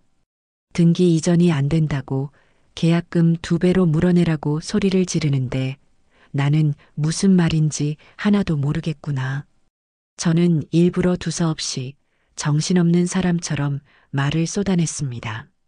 제 말을 듣고 있는 최아라의 숨소리가 거칠어지는 것이 수화기 너머로도 느껴졌어요.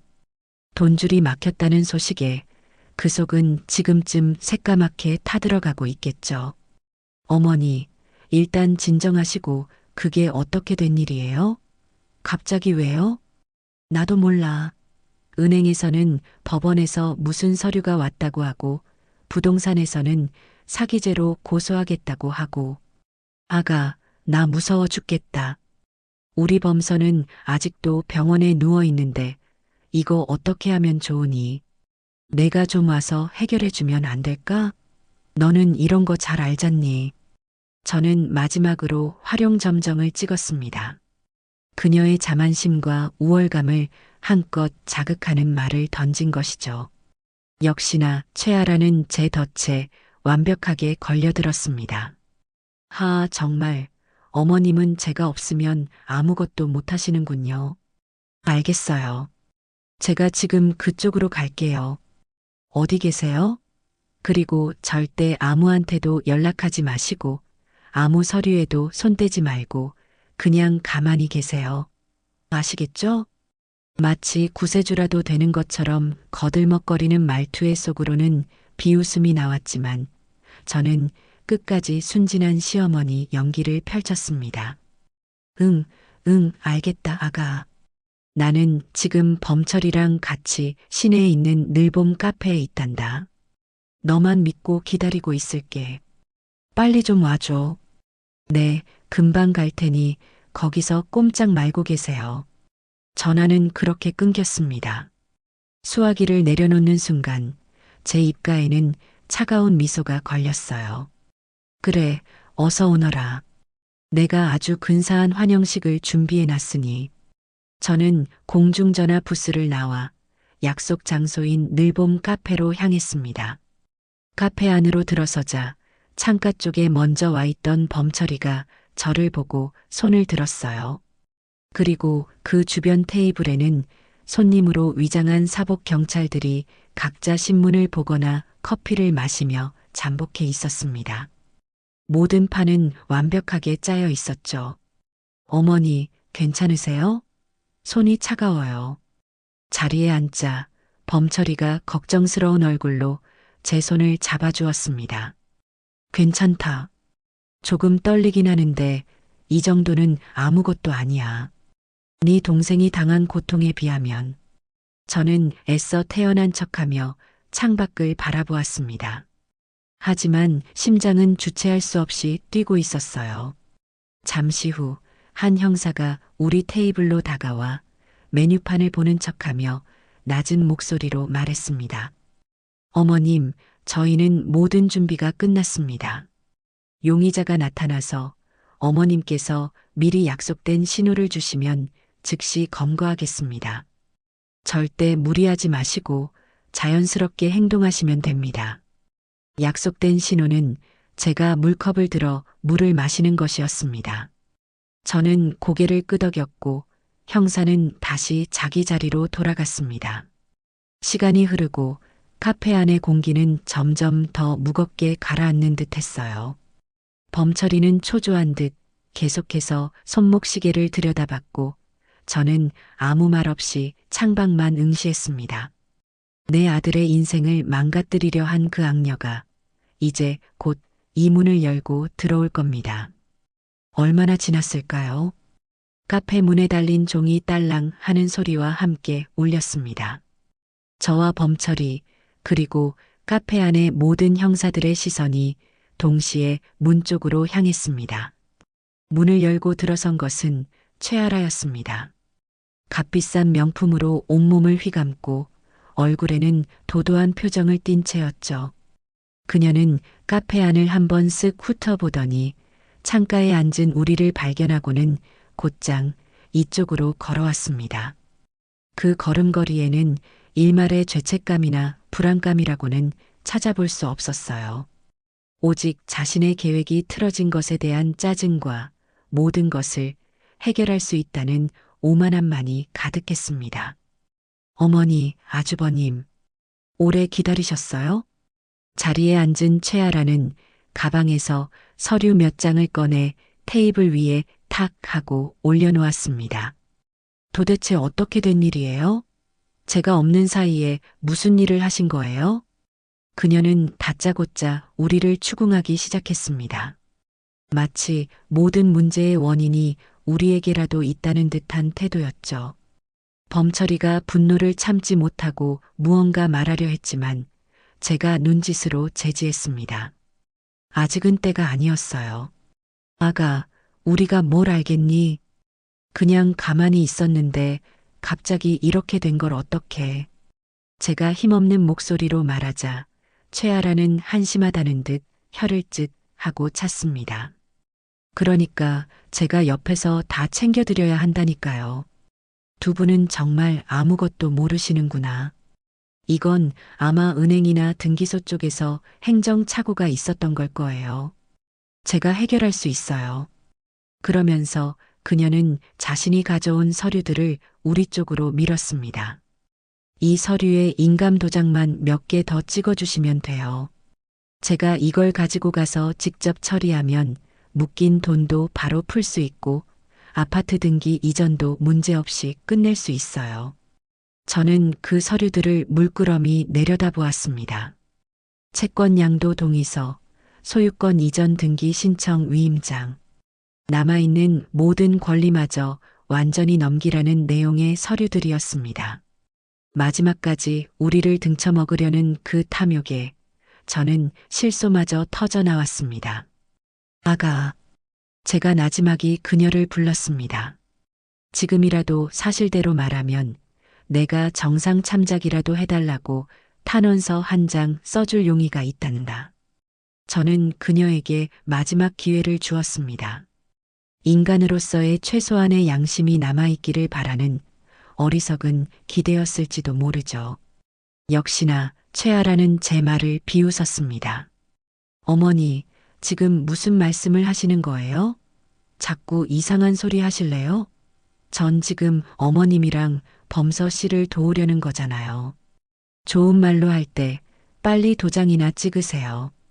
그녀의 입에서 도우려는 것이라는 말이 나오는 순간 저는 더 이상 참을 수가 없었습니다. 그래, 여기까지구나. 너에게는 더 이상의 자비도 기회도 없다. 저는 천천히 테이블 위에 놓인 물컵을 들어 올렸습니다. 범철이와 주변에 앉아있던 형사들의 시선이 제 손에 꽂혔어요. 최아라는 여전히 상황 파악을 하지 못한 채 짜증스러운 얼굴로 저를 재촉하고 있었습니다. 뭐 하세요, 어머니? 시간 없는데. 저는 그녀의 눈을 똑바로 쳐다보며 물컵을 입으로 가져갔습니다. 그리고 차가운 물을 한 모금 천천히 삼켰습니다. 그 순간이었습니다. 잠깐. 조용하던 카페 안이 떠나갈 듯한 외침과 함께 주변 테이블에 앉아있던 손님들이 동시에 자리에서 일어났습니다. 그들은 순식간에 우리 테이블을 에워쌌고 한 형사가 최아라의 어깨를 강하게 움켜쥐며 외쳤습니다. 최아라 씨, 당신을 사기 및 사문서 위조, 준사기 혐의로 긴급 체포합니다. 당신은 변호사를 선임할 수 있으며 변명의 기회가 있고 불리한 진술을 거부할 권리가 있습니다. 최아라의 얼굴이 순식간에 하얗게 질렸습니다. 동그랗게 커진 눈에는 믿을 수 없다는 경악과 공포가 가득했어요. 그녀는 잠시 상황을 파악하지 못하고 멍하니 서 있다가 이내 자기가 함정에 빠졌다는 것을 깨닫고는 미친 사람처럼 발악하기 시작했습니다. 이거 놓으라고. 내가 뭘 잘못했는데. 나는 저 사람들 도우려고 온 거야. 저 할망구가 나한테 거짓말한 거라고. 그녀는 비명을 지르며 제게 손가락질을 했습니다. 하지만 이미 그녀의 손에 들린 서류들과 우리 테이블 위에 놓인 소형 녹음기가 모든 것을 증명하고 있었어요. 형사들은 발버둥 치는 그녀의 양팔에 수갑을 채웠습니다. 철컥 하고 수갑이 채워지는 소리가 제 귀에는 세상 그 어떤 음악보다도 아름답게 들렸습니다. 내 돈이야. 저 아파트는 내 거라고. 놓으란 말이야. 최아라는 끌려나가는 마지막 순간까지 돈에 대한 추악한 집착을 버리지 못했습니다.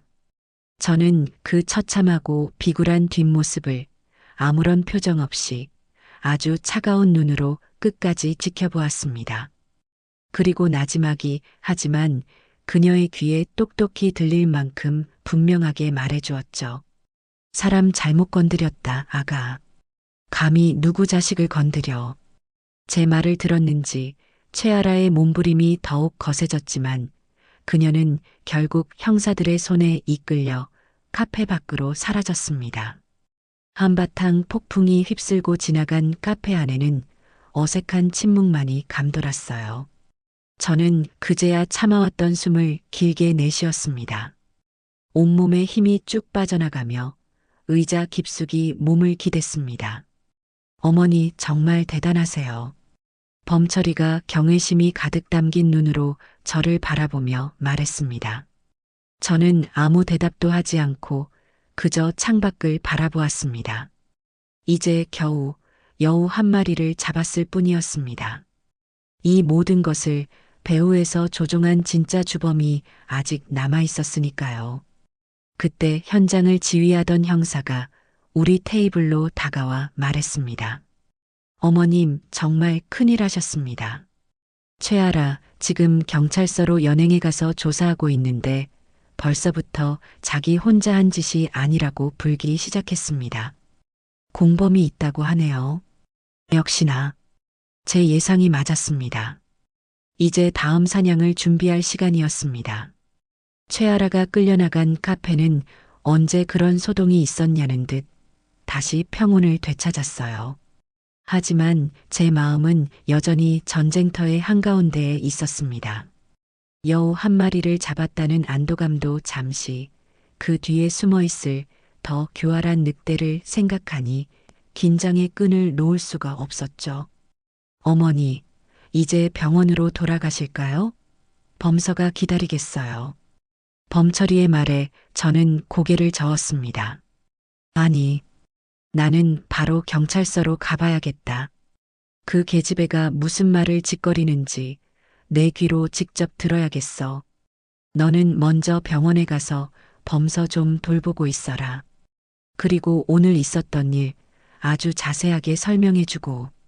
그 아이도 알아야지. 자기를 위해 우리가 어떻게 싸우고 있는지. 제 단호한 태도에 범철이는 더 이상 아무 말도 하지 않고 고개를 끄덕였습니다.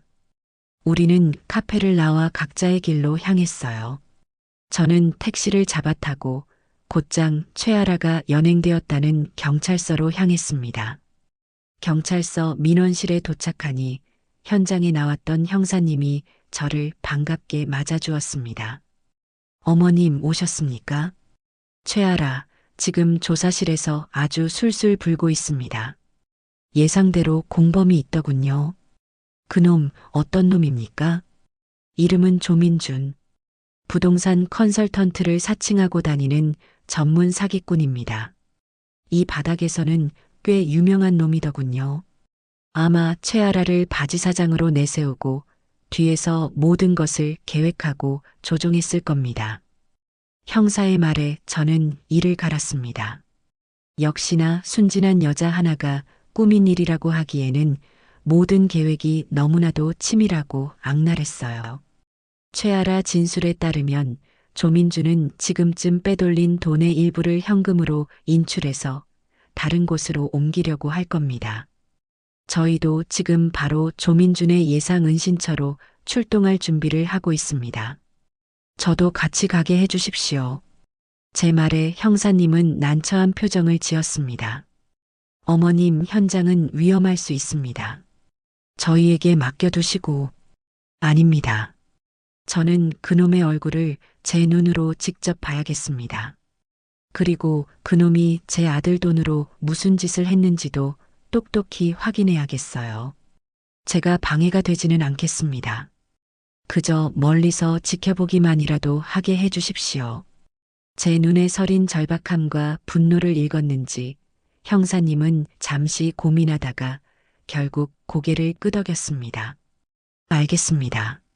대신 절대 저희 통제에서 벗어나시면 안 됩니다. 저는 형사들과 함께 경찰차에 올라탔습니다. 차가 출발하자 형사님이 최아라에게서 압수한 핸드폰을 저에게 건네주었어요.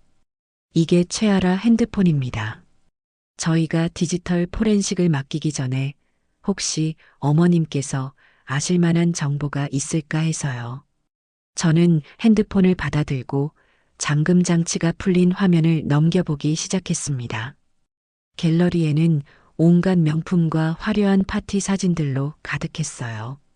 제 아들의 피 같은 돈으로 저런 사치를 부리고 다녔다고 생각하니 또다시 속에서 천불이 치솟았습니다. 사진첩을 넘기던 제 손가락이 어느 한 사진 앞에서 멈췄습니다. 최아라와 조민준이라는 남자가 아주 다정하게 얼굴을 맞대고 찍은 사진이었어요. 그 뒤로는 현금 다발이 산더미처럼 쌓여있는 모습이 보였습니다. 마치 돈벼락이라도 맞은 것처럼 두 사람의 얼굴에는 추악한 탐욕과 만족감이 가득했습니다. 이놈입니다. 이놈이 조민준이에요. 제가 핸드폰 화면을 보여주자 형사님의 눈이 번뜩였습니다. 이 사진 언제 어디서 찍은 건지 알 수 있을까요? 잠시만요. 형사님이 핸드폰을 받아들고 몇 번 조작하더니 이내 사진 정보가 화면에 떴습니다. 촬영 장소가 강남에 있는 한 오피스텔로 나옵니다. 조민준의 주소지와는 다른 곳인데 아마 여기가 놈들의 아지트일 가능성이 높습니다.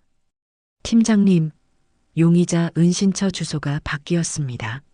강남 오피스텔입니다. 형사님이 무전으로 다급하게 보고했고 경찰차는 방향을 틀어 강남으로 향했습니다.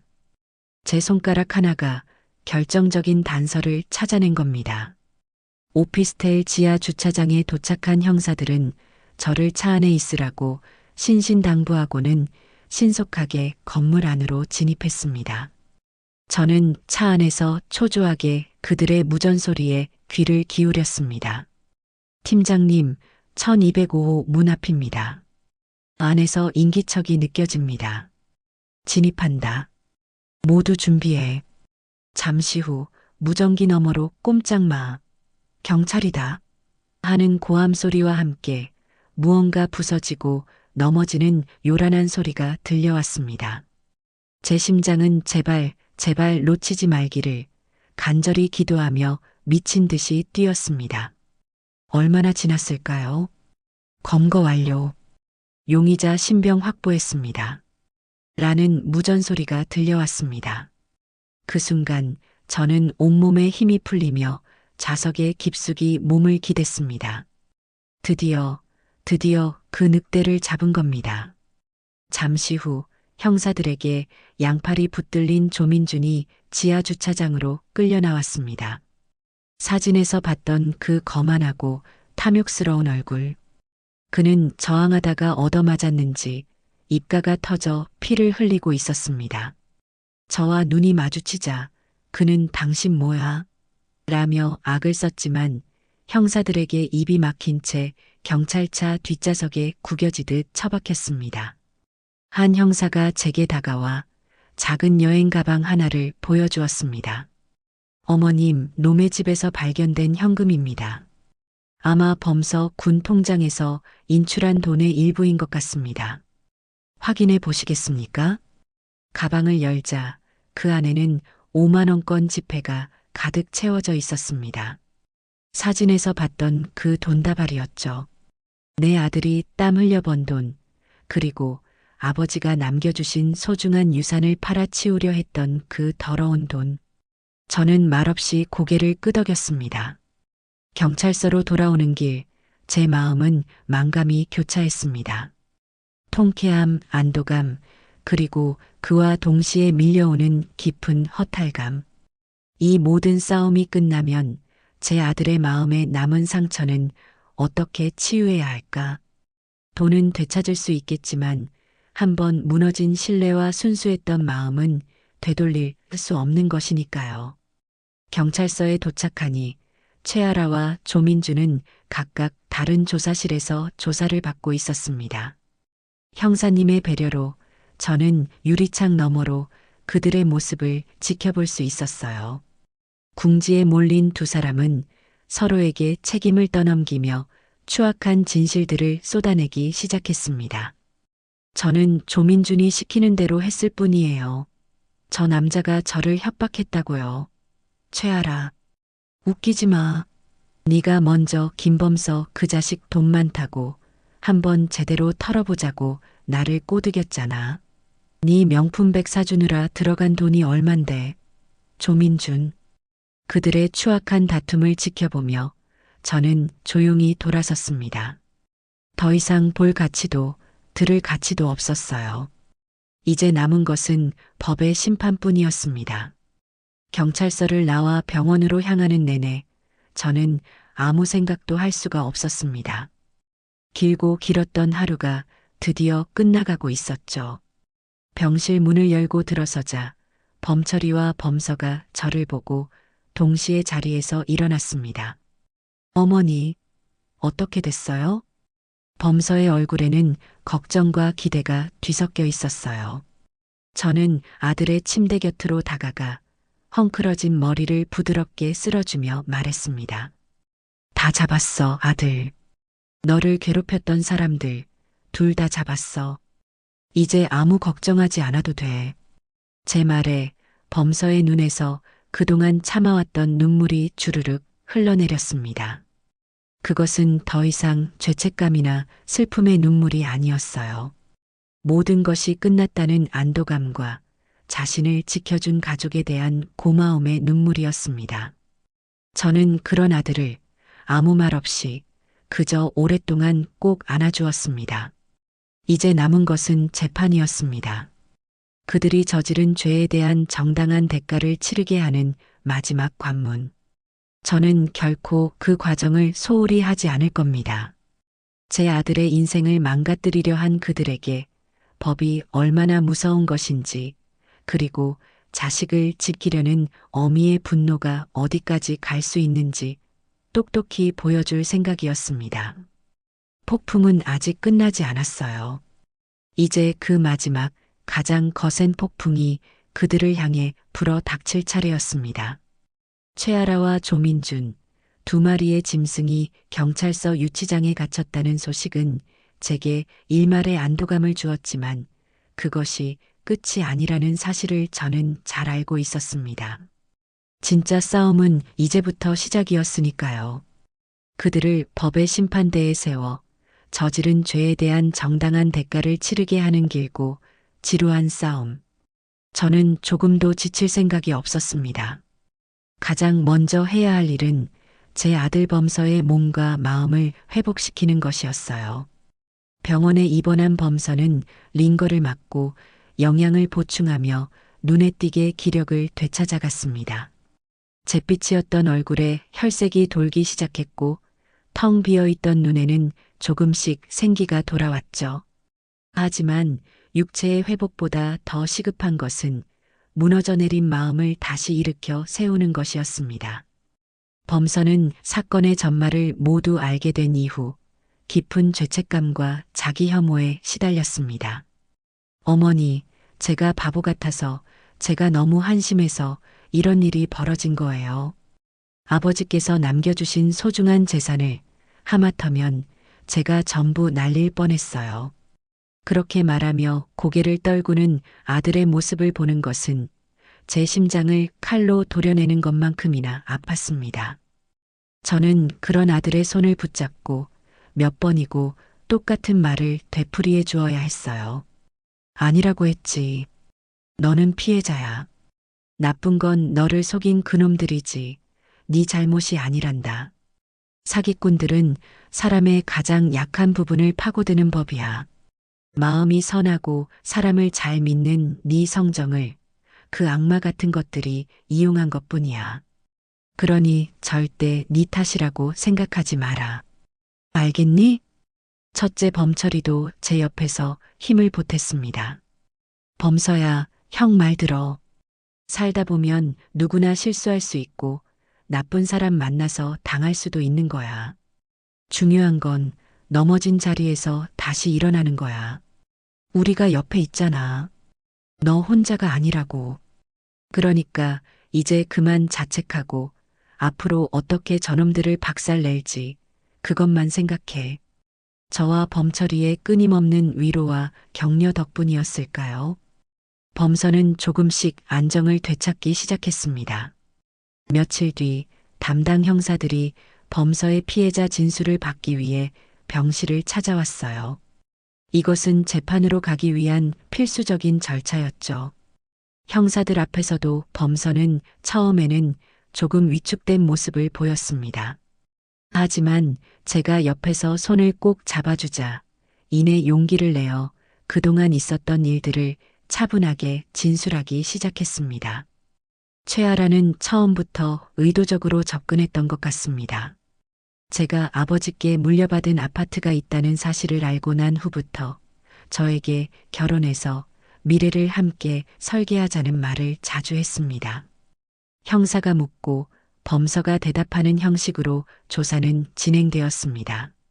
범서는 최아라가 어떻게 자신을 사회적으로 고립시켰는지, 어떤 말로 심리를 조종했는지, 그리고 기력 보강 주스라는 것을 먹고 난 뒤 어떻게 판단력이 흐려졌는지를 상세하게 설명했어요. 그 주스를 마시면 머리가 맑아지기는커녕 늘 안개가 낀 것처럼 멍했습니다. 그리고 자꾸만 잠이 쏟아졌어요. 제가 이상하다고 하면 최아라는 몸이 좋아지려는 명현현상이라며 저를 안심시켰습니다. 지금 생각해보면 제가 이성적인 판단을 하지 못하게 만들려고 의도적으로 그런 음료를 먹인 것 같습니다. 서류에 도장을 찍을 때의 상황을 구체적으로 말씀해 주시겠습니까? 네. 최아라는 항상 제가 그 주스를 마시고 난 직후 혹은 잠에서 막 깨어났을 때 서류들을 들고 왔습니다. 사업하려면 꼭 필요한 절차다. 어차피 다 우리 재산이 될 건데 복잡하게 생각할 필요 없다면서 서류 내용은 제대로 읽어보지도 못하게 하고 도장을 찍으라고 재촉했습니다. 저는 그때 제정신이 아니었던 것 같아요. 그냥 아라가 시키는 대로 해야 한다는 생각밖에 없었습니다. 아들의 입에서 지난날의 끔찍한 기억들이 흘러나올 때마다 제 가슴은 미어졌습니다. 하지만 동시에 저렇게 용기를 내어 자신의 피해 사실을 똑똑히 증언하는 아들의 모습이 대견하고 자랑스러웠어요. 진술을 마친 범선은 형사들에게 최아라에게서 돌려받지 못한 자신의 핸드폰에 대한 이야기도 덧붙였습니다.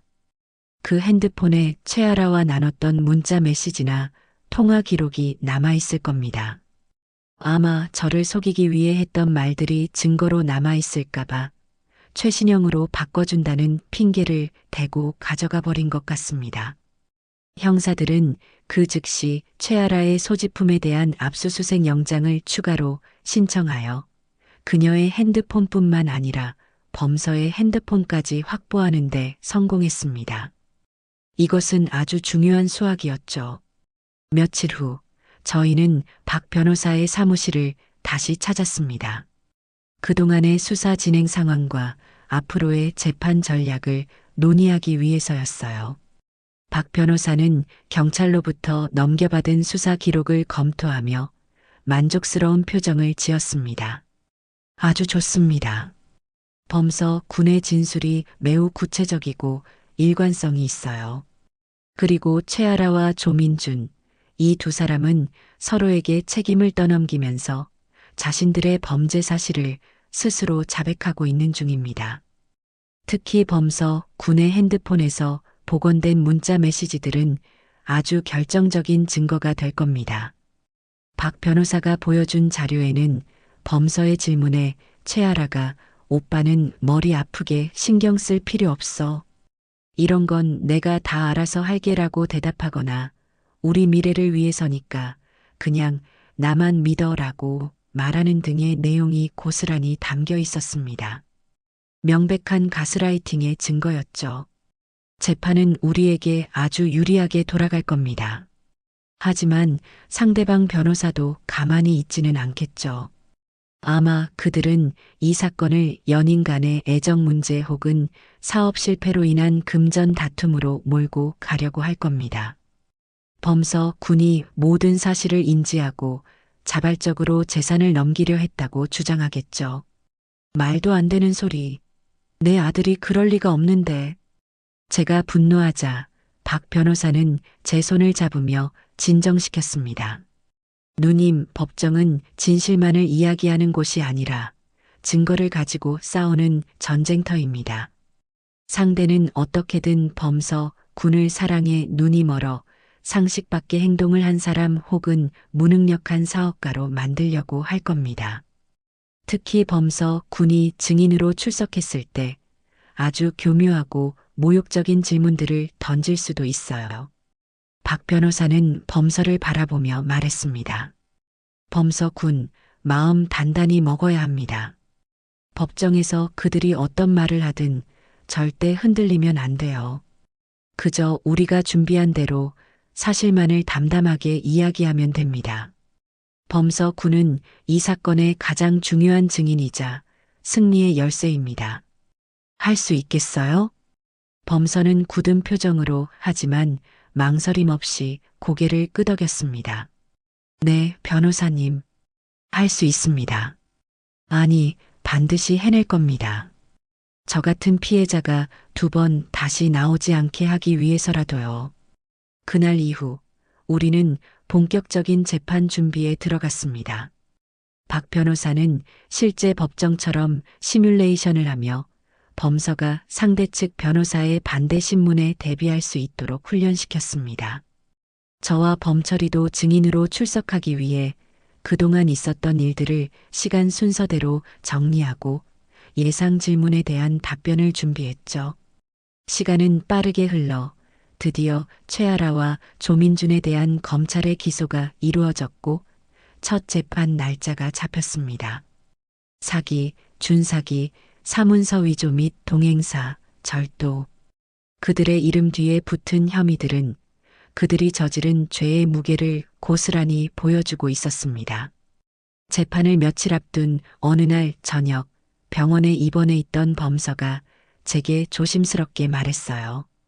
어머니, 저 퇴원하고 싶어요. 퇴원? 아직 몸도 다 안 나았는데 무슨 소리야. 아니요, 몸은 이제 괜찮아요. 그리고 저도 이제 더 이상 병원에 숨어 있고 싶지 않아요. 제 발로 당당하게 법정에 서서 그 사람들과 마주하고 싶어요. 아들의 눈에는 더 이상 나약함이나 두려움이 보이지 않았습니다. 깊은 상처를 딛고 일어선 사람만이 가질 수 있는 단단하고 강인한 의지가 빛나고 있었죠. 저는 그런 아들의 모습에 조용히 고개를 끄덕일 수밖에 없었습니다. 퇴원 수속을 밟고 우리는 오랜만에 집으로 돌아왔습니다. 범선은 자신의 방이 아닌 저희 부부가 쓰는 안방에서 저와 함께 잠을 잤어요. 마치 어릴 적 무서운 꿈을 꾸고 나면 제 이불 속으로 파고들던 그 모습 그대로였죠. 잠들기 전 범서가 제게 물었습니다. 어머니, 무섭지 않으세요? 뭐가? 재판정에 가는 거요. 그 사람들 얼굴을 다시 봐야 하잖아요. 저는 어둠 속에서 아들의 머리를 쓰다듬으며 대답해 주었습니다. 무섭지. 왜 안 무섭겠어? 하지만 아들, 어미는 자식을 위해서라면 그것보다 더한 일도 할 수 있는 존재란다. 그리고 너를 지키기 위해서라면 엄마는 세상 그 무엇도 두렵지 않아. 그러니 너도 두려워하지 마. 엄마랑 형이 그리고 박 변호사님이 항상 네 곁에 있을 테니까. 제 말에 아들은 아무 말 없이 제 손을 꼭 잡아왔습니다. 우리는 그렇게 서로의 온기를 느끼며 정의를 향한 마지막 결전을 준비하고 있었습니다. 어둠이 아무리 깊어도 결국 아침은 오기 마련이니까요. 그리고 그 아침의 빛은 분명히 우리의 편일 것이라고 저는 굳게 믿고 있었습니다. 결전의 날이 밝았습니다. 법원으로 향하는 차 안의 공기는 무겁게 가라앉아 있었지만 우리 가족의 마음은 그 어느 때보다 단단하게 뭉쳐 있었어요. 말끔하게 정장을 차려입은 범선은 지난 몇 달간의 고통이 거짓말이었던 것처럼 의연한 표정으로 창밖을 바라보고 있었습니다. 저 역시 떨리는 마음을 감추고 굳은 얼굴로 아들의 어깨를 두드려 주었죠. 법정 복도에는 이미 몇몇 기자들이 와 있었습니다. 젊은 남성을 상대로 심리 지배를 통해 재산을 편취하려 한 이번 사건은 세간의 관심을 끌기에 충분했으니까요. 우리는 기자들의 질문을 뒤로하고 박 변호사의 안내에 따라 법정 안으로 들어섰습니다. 엄숙하고 차가운 공기가 가득한 법정. 피고인석에는 수의를 입은 최아라와 조민준이 나란히 앉아 고개를 푹 숙이고 있었습니다. 한때는 명품을 휘감고 세상을 다 가진 듯 거만했던 그들의 모습은 온데간데 없고 초라하고 불안에 떠는 범죄자의 모습만이 남아있을 뿐이었죠. 그들의 가족으로 보이는 사람들은 방청석 한 구석에서 연신 눈물을 훔치고 있었어요. 저는 그들을 잠시 바라보았지만 어떠한 동정심도 느껴지지 않았습니다. 자식이 저지른 죄에 대한 책임은 부모도 함께 지는 법이니까요. 재판장이 입정하고 드디어 재판이 시작되었습니다. 검사는 자리에서 일어나 날카로운 목소리로 공소사실을 읽어내려갔습니다. 피고인 최아라, 조민주는 공모하여 피해자 김범서의 선량함과 심신미약 상태를 이용하여 그의 재산을 편취할 목적으로 의도적으로 접근하였습니다.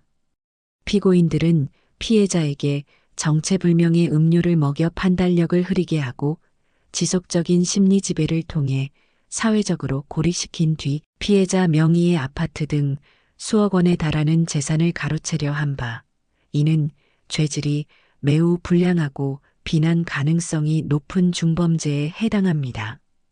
검사의 말이 이어지는 동안 최아라와 조민주는 아무 말도 하지 못하고 고개만 푹 숙이고 있었어요. 그들의 변호사들은 어떻게든 형량을 줄여보려 피고인들이 깊이 반성하고 있다.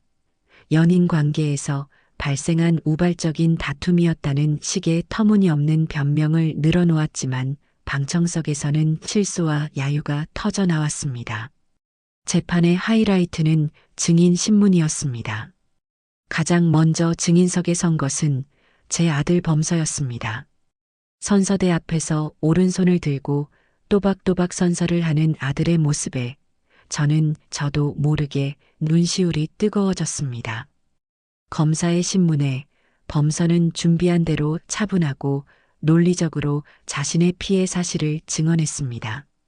피고인 최아라는 제게 너는 나 없으면 안 된다는 말을 반복하며 저의 자존감을 무너뜨렸고 모든 인간관계를 차단시켰습니다.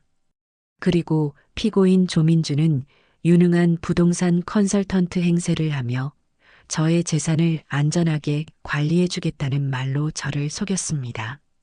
범서의 증언이 이어지는 동안 피고인석의 최아라는 고개를 들고 분하다는 듯 입술을 깨물더군요. 진짜 싸움은 변호인의 반대 신문에서 시작되었습니다. 최아라의 변호사가 아주 교활한 미소를 지으며 범서에게 질문을 던졌어요. 증인은 피고인 최아라와 연인 관계였던 것이 맞지요? 네, 맞습니다. 증인은 피고인을 사랑했습니까? 범서는 잠시의 망설임도 없이 대답했습니다. 아니요. 지금 생각해보니 그건 사랑이 아니었습니다. 일방적인 심리 지배와 착취 관계였을 뿐입니다. 당당한 아들의 대답에 변호사는 잠시 당황한 듯 했지만 이내 다른 질문을 던졌습니다. 증인 명의의 부동산을 처분하는 위임장입니다. 여기 증인의 도장이 선명하게 찍혀 있는데 이 도장을 찍을 때 피고인들이 증인을 협박했습니까? 아니요, 협박은 없었습니다. 그렇다면 증인은 스스로의 의지로 도장을 찍은 것이 아닙니까? 성인 남성이 누가 시킨다고 해서 수억 원짜리 아파트를 넘기는 서류에 순순히 도장을 찍어준다는 것이 상식적으로 이해가 가십니까? 변호사의 목적은 명확했습니다. 범서를 사랑해 눈이 멀어 상식 밖의 행동을 한 어리석은 남자로 만들어 이 사건의 본질을 흐리려는 속셈이었죠. 방청석이 술렁이기 시작했습니다.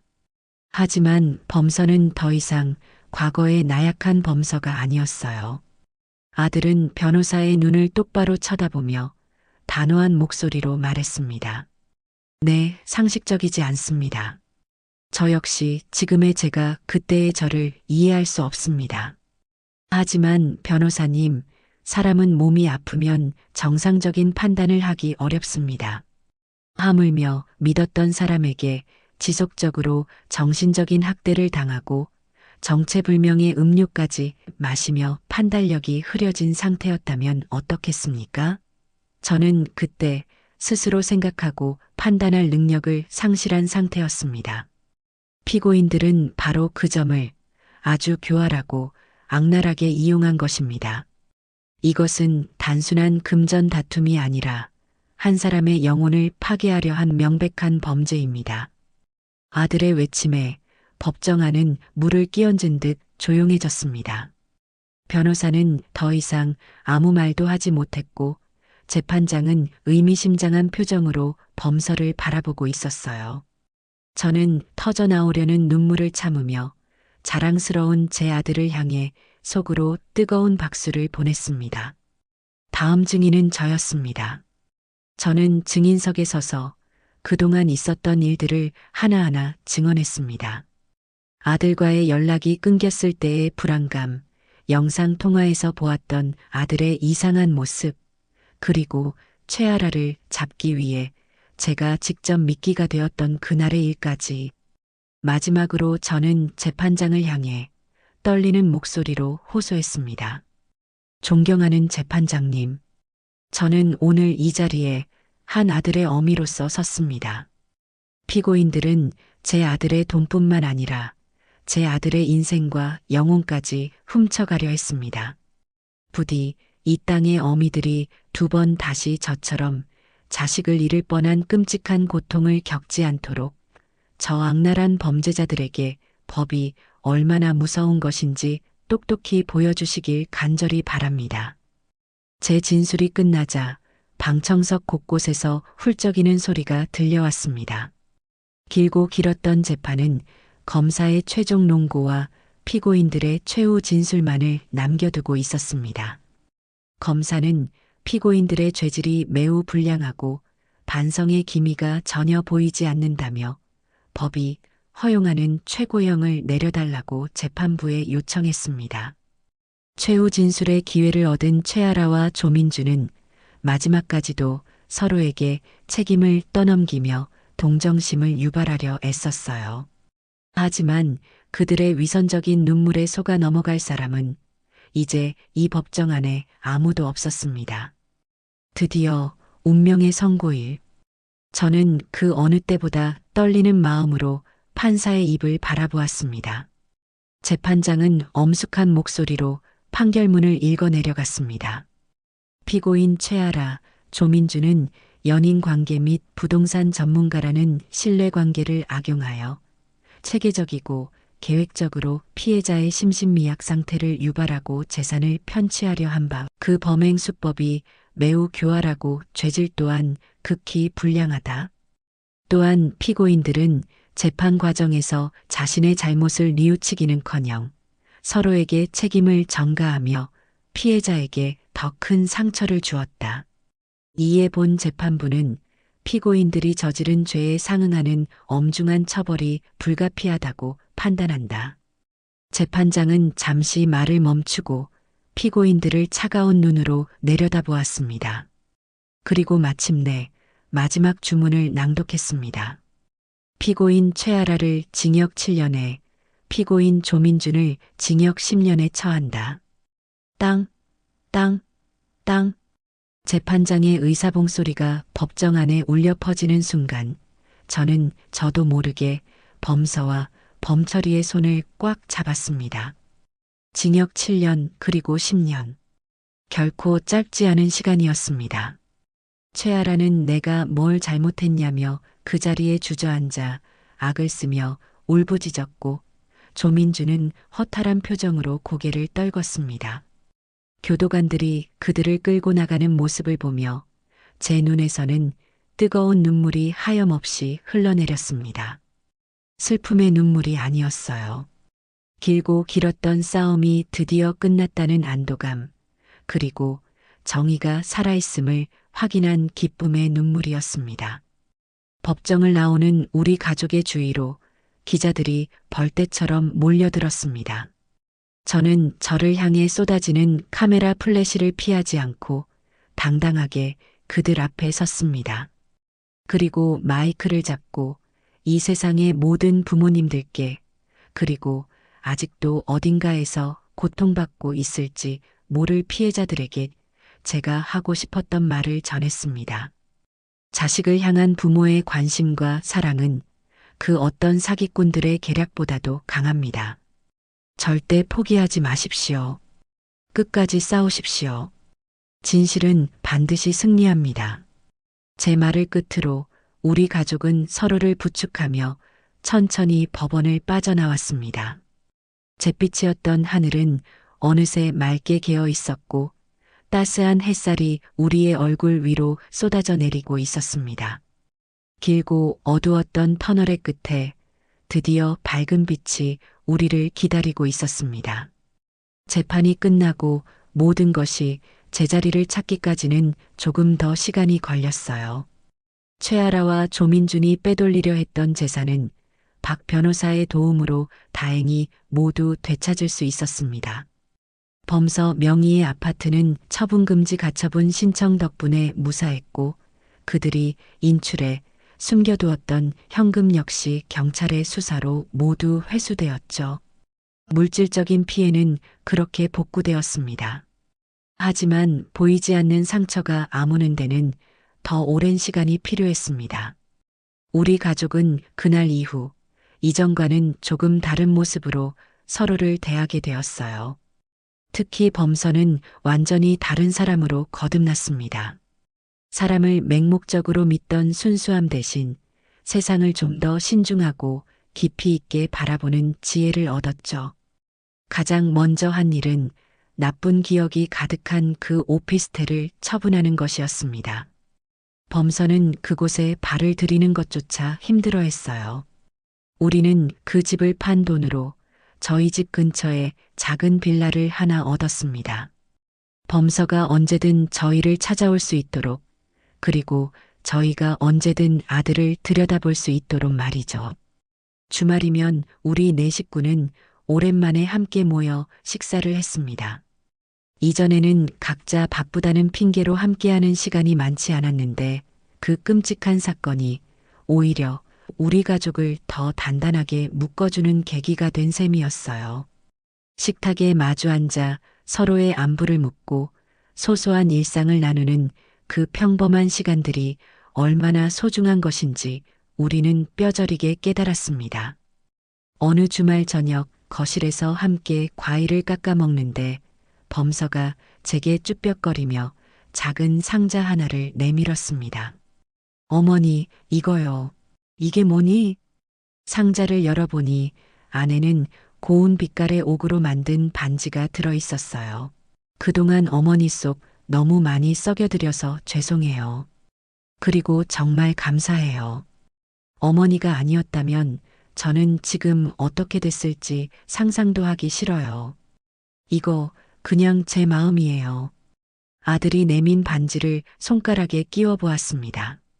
제 거칠고 주름진 손에 옥반지가 보석처럼 빛났어요. 저는 아무 말 없이 그저 아들의 등을 두드려 주었습니다. 어떤 말로도 그 마음을 다 표현할 수 없었으니까요. 범서는 새로운 일을 시작했습니다. 범철이와 함께 작은 인터넷 쇼핑몰을 차렸어요.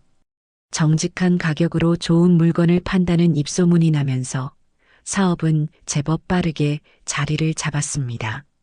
매일 아침 일찍 출근하고 저녁 늦게 퇴근하는 아들의 얼굴에는 건강한 피로감과 함께 스스로의 힘으로 무언가를 일궈나가는 사람만이 가질 수 있는 자신감이 넘쳤습니다.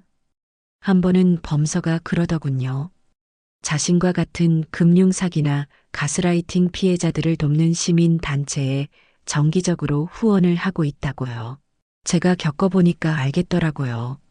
이런 일을 당하면 주변에 말도 못하고 혼자 끙끙 앓는 사람들이 정말 많아요. 제가 직접 그분들을 도울 능력은 없지만 이렇게나마 작은 힘이라도 보태고 싶었어요. 그 말을 듣는 순간 저는 제 아들이 비로소 그 길고 어두웠던 터널에서 완전히 빠져나왔음을 직감했습니다. 자신의 상처를 극복하는 것을 넘어 다른 이의 상처까지 보듬을 줄 아는 어른으로 성장한 것이죠. 시간이 흘러 첫눈이 내리던 어느 겨울날, 우리 가족은 아버지가 잠들어 계신 공원묘지를 찾았습니다. 우리는 깨끗하게 단장된 묘비 앞에 따뜻한 국화와 아버지가 생전에 좋아하시던 소주 한 병을 올려놓았어요. 범서가 아버지의 사진을 물끄러미 바라보며 나지막이 말했습니다. 아버지, 저 왔어요. 그동안 걱정 많으셨죠? 제가 너무 한심하고 못나서 아버지께서 남겨주신 소중한 것들을 잃을 뻔했습니다. 정말 죄송합니다. 아들의 눈에 눈물이 그렁그렁 맺혔어요. 하지만 이제 괜찮아요. 어머니와 형 덕분에 저는 다시 일어설 수 있었습니다. 앞으로는 절대 어리석은 모습 보이지 않고 더 강하고 지혜롭게 살아가겠습니다. 하늘에서 부디 저희 가족 지켜봐 주세요. 아들의 진심 어린 다짐에 저와 범철이도 눈시울이 뜨거워졌습니다. 우리는 한참 동안 아무 말 없이 서로의 어깨에 기대어 차가운 겨울바람을 맞았습니다. 하지만 조금도 춥지 않았어요. 함께라는 이름으로 가족이라는 울타리 안에서 우리는 세상 그 무엇보다도 따뜻했으니까요. 집으로 돌아오는 길, 저는 문득 이 모든 일들을 되돌아보았습니다. 지옥 같았던 시간들, 피가 마르고 애가 끓었던 순간들. 하지만 그 모든 폭풍이 지나간 자리에 우리 가족은 더 단단한 뿌리를 내리고 있었습니다. 저는 이제 더 이상 범서를 물가에 내놓은 아이처럼 걱정하지 않아요. 제 아들은 이제 거친 파도를 스스로 헤쳐나갈 줄 아는 늠름한 선장이 되었으니까요. 그리고 저는 언제나 아들의 등 뒤에서 묵묵히 등대가 되어 길을 비춰줄 겁니다. 이 세상에는 여전히 순진한 사람들을 노리는 하이에나 같은 인간들이 득실거립니다. 그들은 사랑과 신뢰라는 가면을 쓰고 우리의 가장 소중한 것들을 빼앗으려 하겠죠. 하지만 저는 오늘 이 이야기를 통해 감히 그들에게 경고하고 싶습니다. 어디 한번 해보라고. 당신들의 그 하찮은 계략으로 우리 자식들을 한번 건드려 보라고. 당신들은 상상도 할 수 없을 겁니다. 내 자식을 지키기 위해 평범한 부모가 얼마나 강하고 독해질 수 있는지. 당신들은 단단히 상대를 잘못 고른 것이니까요.